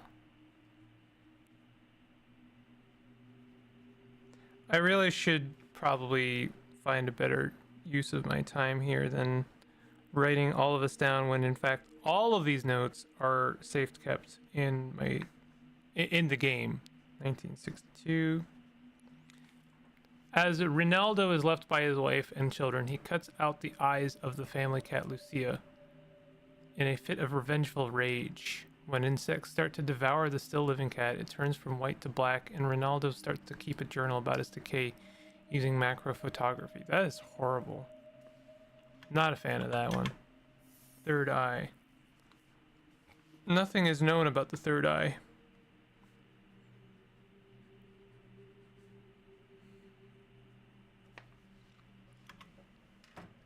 I hope they don't cook me at the Dokomi next month. The back of the box is completely blank, but there is a note inside. Cinema does not need people to exist. A piece of art exists in itself and for itself. All art can and should not be for mankind. We must make special cinemas for showing movies that transcend the human experience and shift the perspective from the viewer. Such a cinema has no need for chairs or popcorn, and has no room for need of people at all. A projectionist starts the film and is given ample time to vacate before the credits. When the show begins, then the show begins. No chatter, no commercials, no inane questions about the plot. Pure cinema, untarnished by greedy eyes. Is it still unpretentious?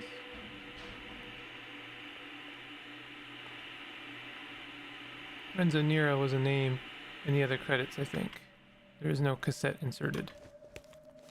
I do not have a cassette.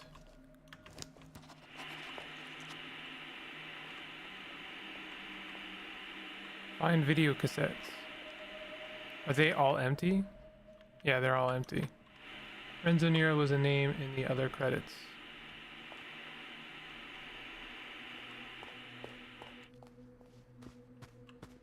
We have an interesting mirror here. It is broken.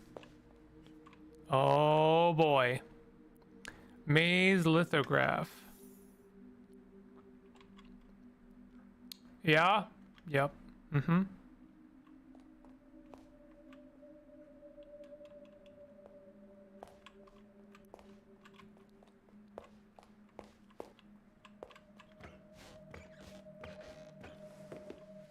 She had like a little jaunt in her step as she walked up those stairs.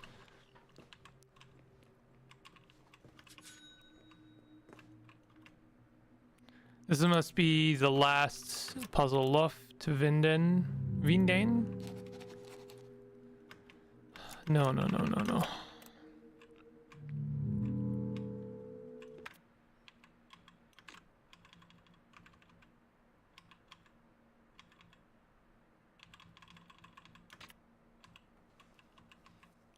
Okay, I was wondering when this one was going to come up.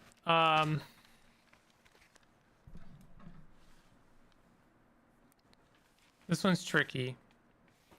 So, we have 0 measurements, really. I'm assuming that the blocks are, like, too high. Just from context clues. I think it's 5 wide. I'm guessing it's about 5 wide. So I've got the measurements based on my assumption here for this shape, and it's about 5 wide and 4 high, right? And we've got various shapes here. Now, the question is, can you flip shapes?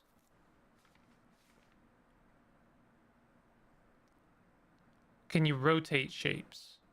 So like that 80 block, to me that looks like it's 3 wide and like maybe 5. It looks like it might be 4 wide.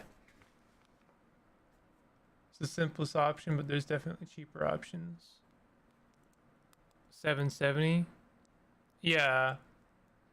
770 plus 210. That is definitely the simplest option. But what if we looked at, like, for instance, if I can flip shapes, 110 might be able to fit somewhere. So like we could put 110 on the right side there, because I'm assuming that's 4 tall. And then that leaves us with a little tiny guy. I don't know if I could fit the tiny guy, anything in the tiny guy. So I'm just going to go ahead and assume that 110 is not going to work at all at any point. But what if we took like 55? 55 feels like it should be useful, right? So if we took 55, assuming we can flip it, it's still useless, right?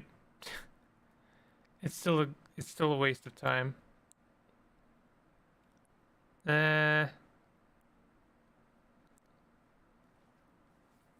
Cranes cannot rotate modules. Okay. Huh. Cannot rotate modules. So let's assume that 80 is 3 wide and 4 tall.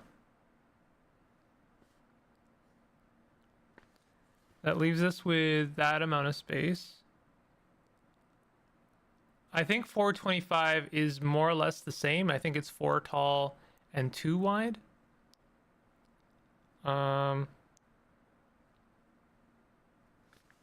Which might work out better in some ways.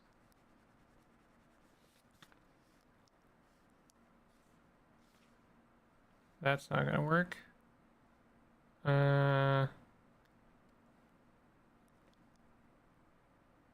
Only has 1 module of each in stock. I assume flip is rotation, yeah. So weirdly, 425 is actually useful in one way. So like we could do 425 and then 130 and then 210. So using all of those, we have 210 plus 425 plus 130,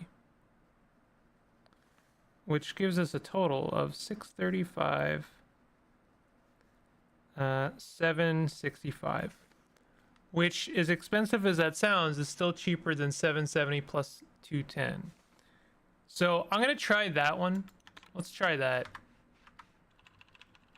because at least I know that works, and I know it's cheaper than the most expensive option. 765. Hell yeah.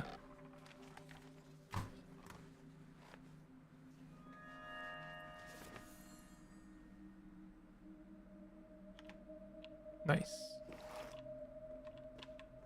So there's no doors here. There's no nothing.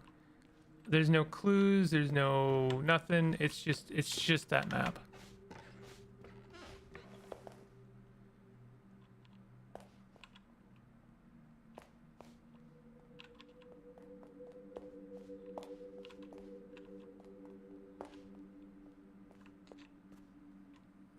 Okay, let's talk to the woman.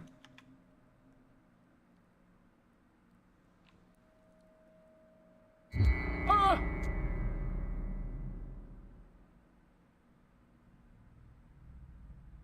Young woman, before I go, please help me see and pet the dog. Help the old woman see. She is mumbling. Listen. Electronic art symposium. Photo collages. Cafe. Mother, her sister, and father. Sculpture project. Telex name. Delphine's band.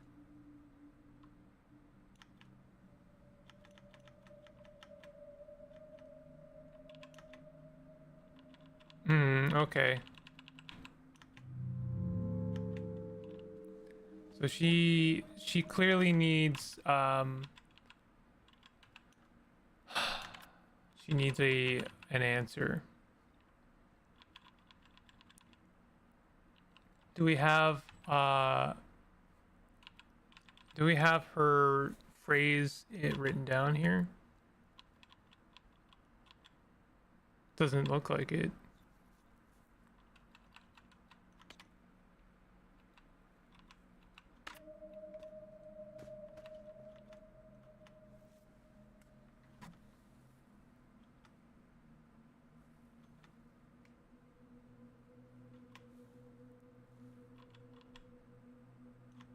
Okay.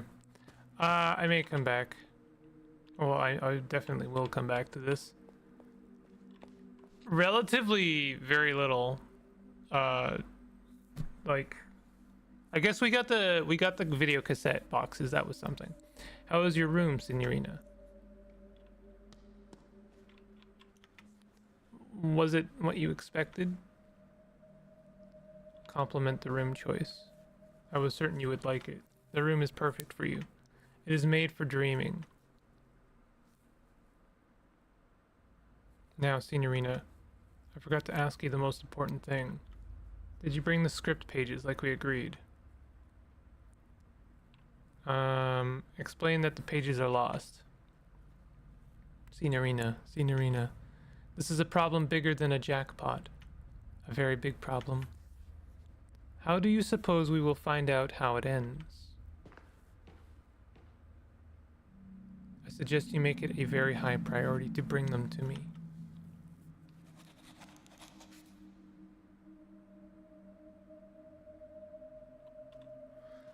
Okay.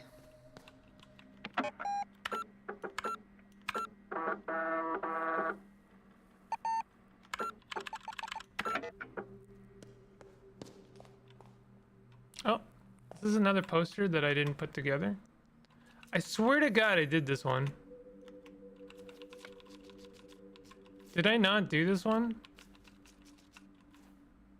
Are they like resetting?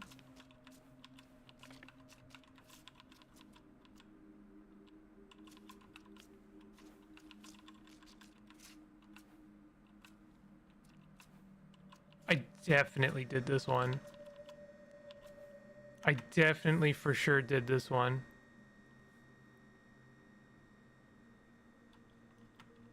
It's kind of unfortunate if they're resetting like that.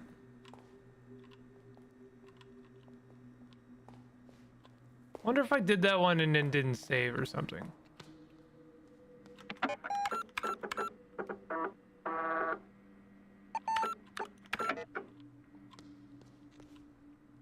$19.47.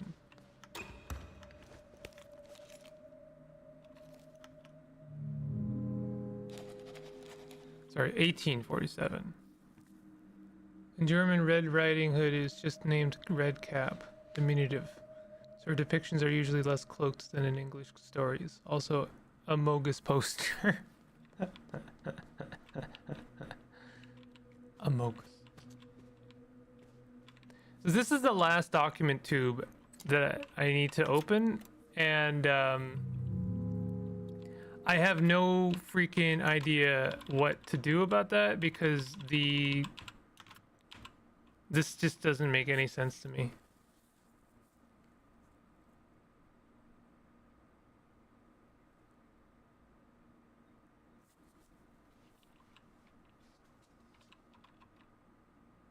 I'm wondering if it like has to do with the other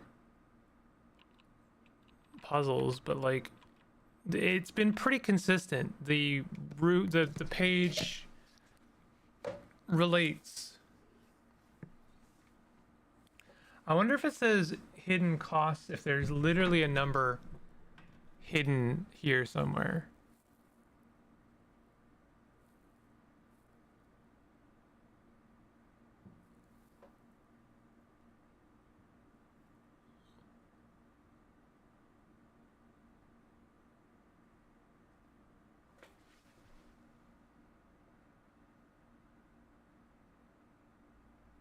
Oh my god.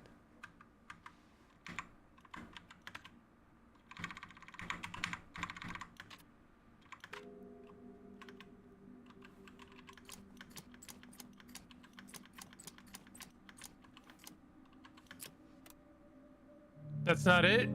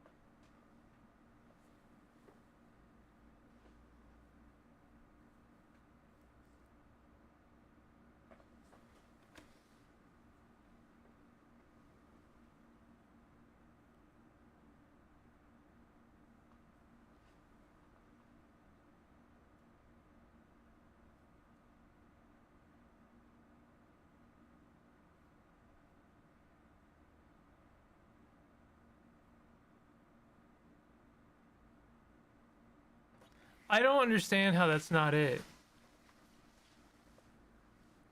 761 is what I see. I'm literally tilting my head sideways, and there are hidden numbers here. I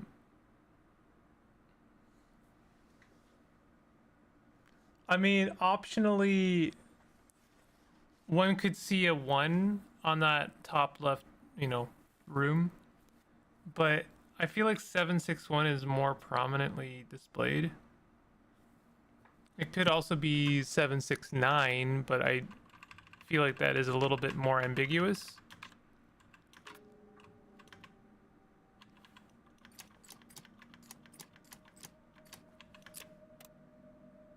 Yeah, that's not it.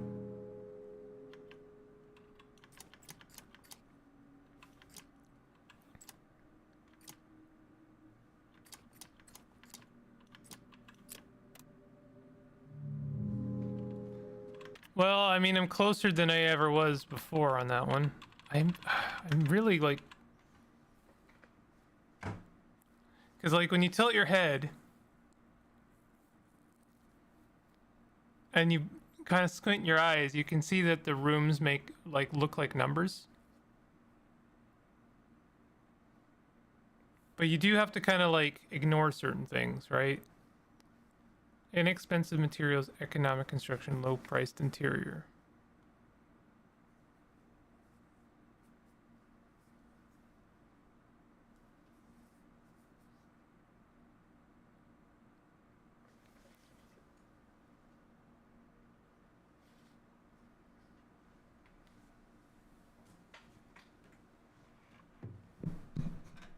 I don't know. Am I missing something?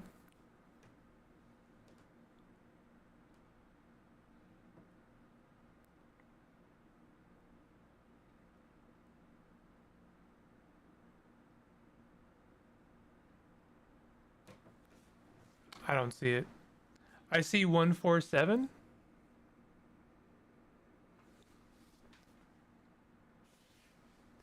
You see 147?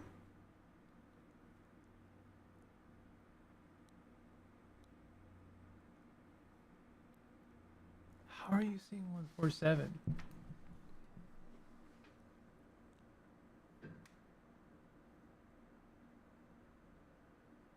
I'll try it, but I don't see 147 at all, to be honest.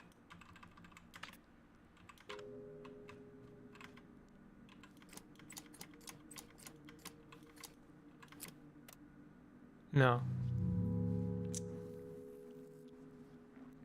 Oh, sorry, 141. 7 would be flipped.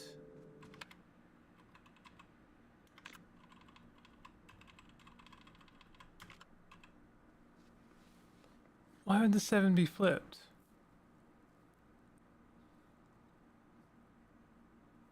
Like if you turn it like here, tell you what.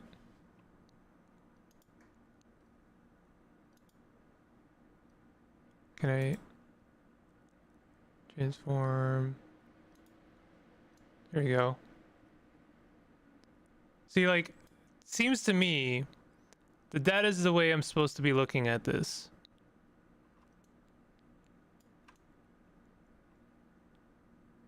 Right? Just to save my neck from destruction, you know? Because, like, you know, north points up. You were looking at north pointing down. Right, okay, so, like, this is the way I read it. And I see 761.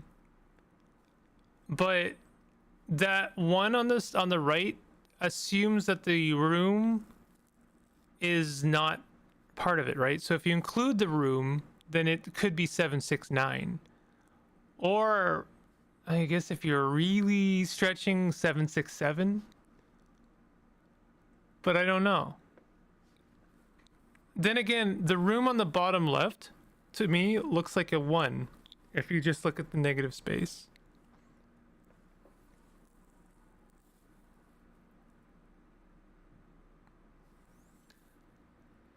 I don't know how 761 is not it.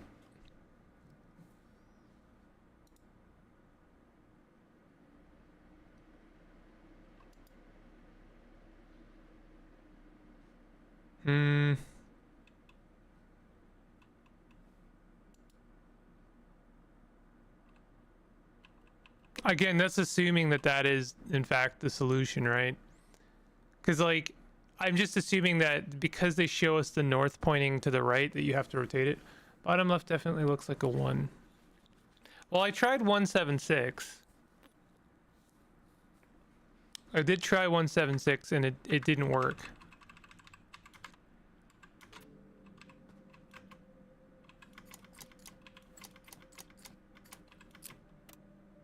Yeah, that doesn't work.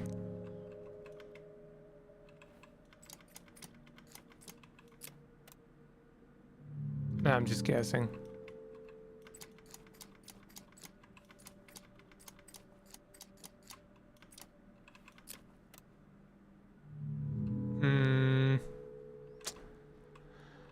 I don't really want to have to come back to that one, to be honest. I keep coming back to this and I keep not understanding it.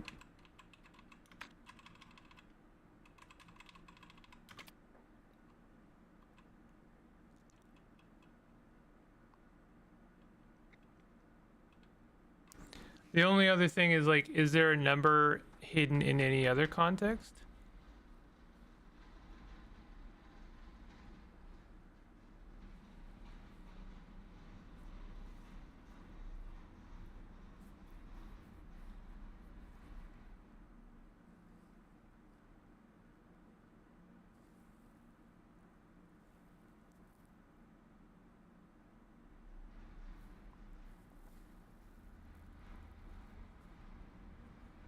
Oh, wait a minute.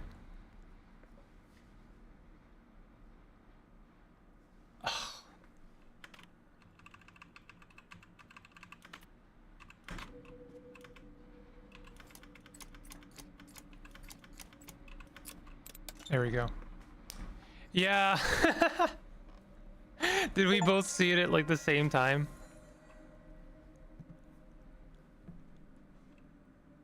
This is dumber than I thought. Yeah.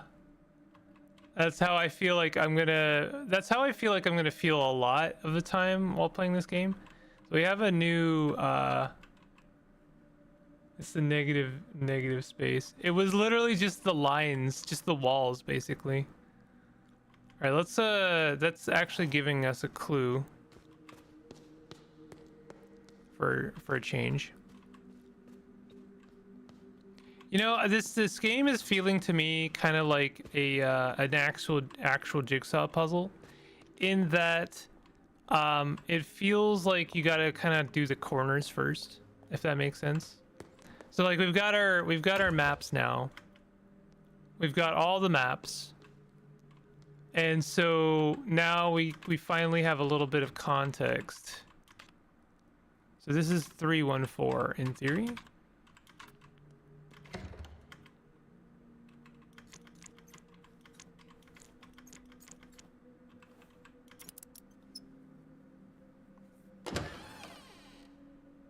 Kind of rude of there not to be any puzzle. It's just the map tells you. All right, bust 1 Nate. I'm gonna have to end the stream pretty soon, but we're finally kind of getting somewhere here, so I don't really want to end. I'd like to solve one more puzzle here. A 1 and 2. A bear trap will close on my face if I don't solve it in 5 minutes.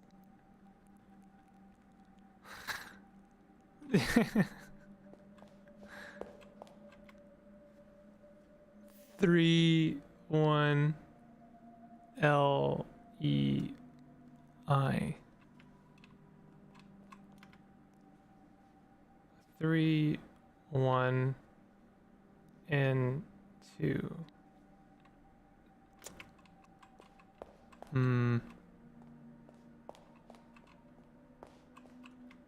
There's a note next to the device. Input case sensitive code to request bug report 2.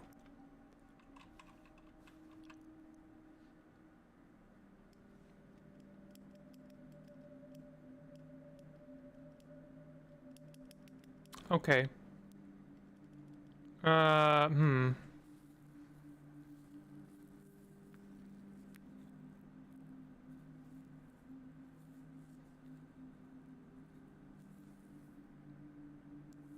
Lorelei?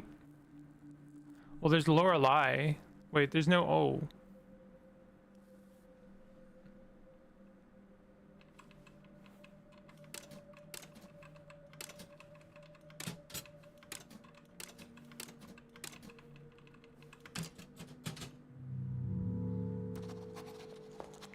Request bug report 2. 1 Nate. 1 and 2.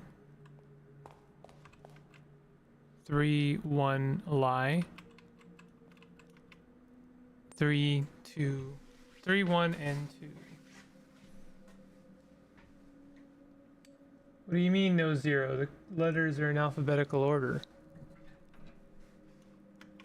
Oh, I see what you're saying.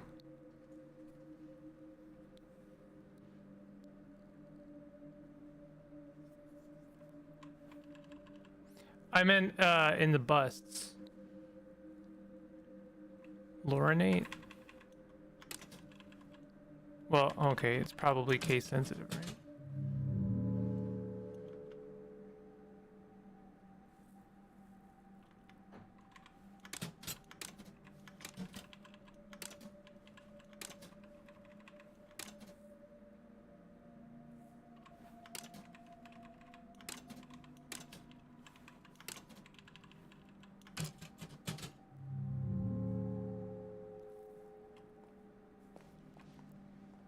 I think we will come back to this one.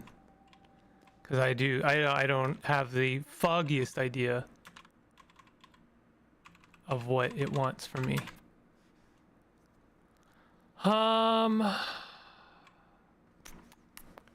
Shortcut over there. I would like to open any shortcut. I feel like I have not opened any shortcut. In theory, there's a shortcut right next to me I can open.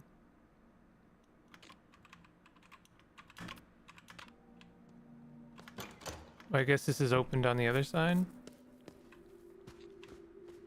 1963. I guess the doors with years on them have literal keys. Okay. That's new. Oh, I haven't been over here.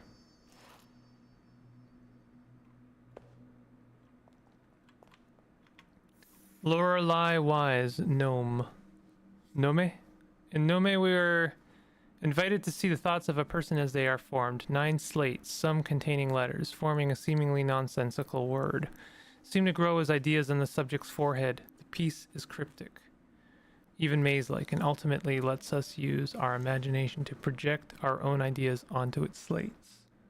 I think the numbers on the paper are substitutions for letters, and tried figuring it out through cross-referencing by assuming 31L EI is Lorelei. Oh, okay.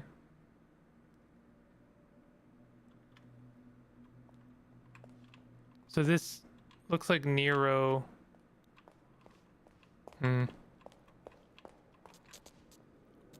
Should I be following the ghosts, or is that a bad idea? So far, this game has provided 0 risk. That looks like numbers. Oh God. Okay, so we're starting with 1,000, and then what is it? 100? No, 500 plus 300, so that's 800. And then is that 50 minus 10, so 40? 48? 1848?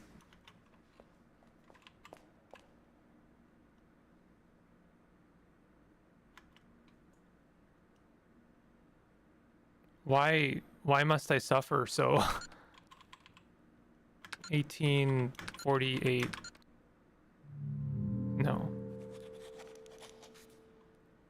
But also, the poster does not match. This doesn't match what it's telling me. It's Renzo again. You saw Renzo Nero on the movie tape box with a note on it.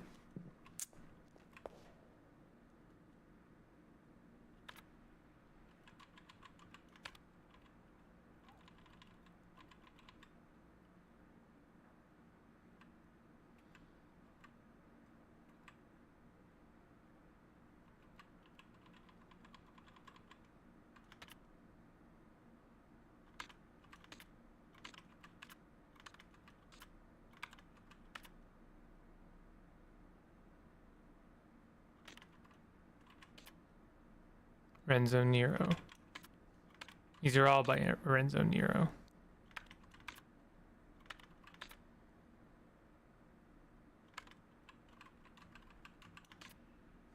Conveniently adds 4 letters to Renzo's 5 letters, which adds up to 9 squares somehow.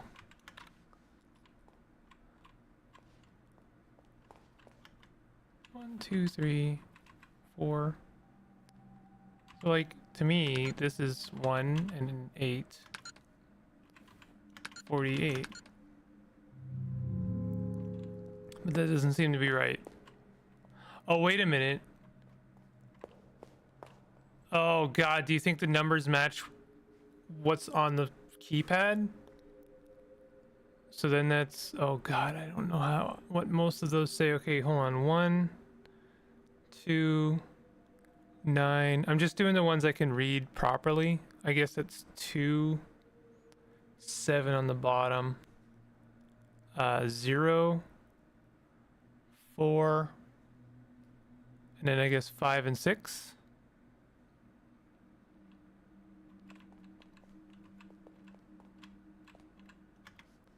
So it would actually be, wait, where's 8? 1, 2, 3, 4, 5, 6, 7. Where's 8? 8's gone.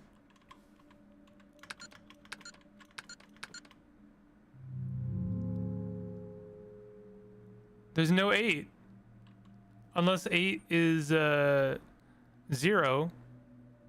Do you think 8 is 0?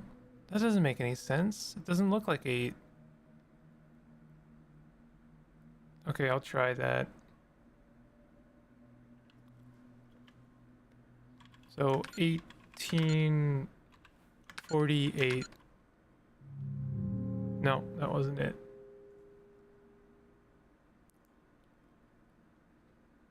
Wait a minute, what's the one on the top? Oh, did I put that as... Okay, hold on. No, I'm an idiot. Sorry, hold on. 0 was correct. I put 2 twice. The top right one is 8.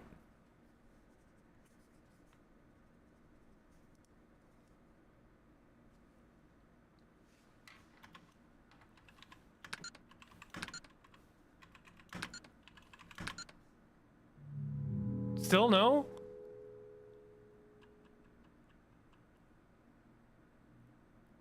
Still no. I mean, I might have gotten my Roman numerals wrong. I thought I was correct, though. That's 1,000. And I assume D is 500, right? Plus 3 100s. I guess I could, tell you what.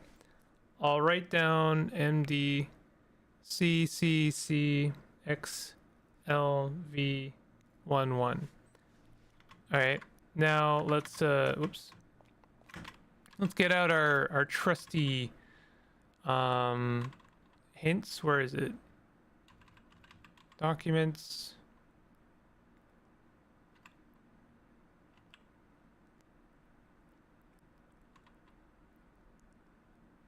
Counting in Roman numerals.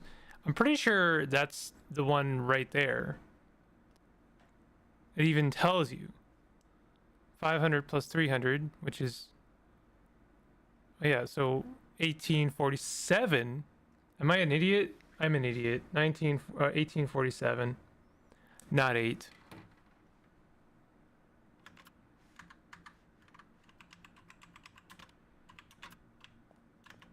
Yeah, it was 47. I got the easiest part of that wrong.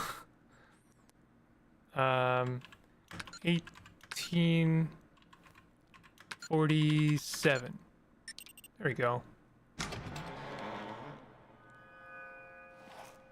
Yeah, I got the Roman numeral wrong. Oh no.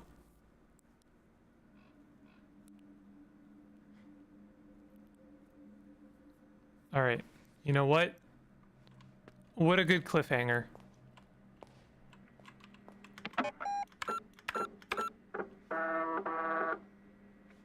I'm enjoying this. I am. It's coming together. I love a good puzzle. And this one's a good puzzle. It's a good puzzle. All right, chat. I mean, thank you very much for hanging out and teaching me like 2 German words.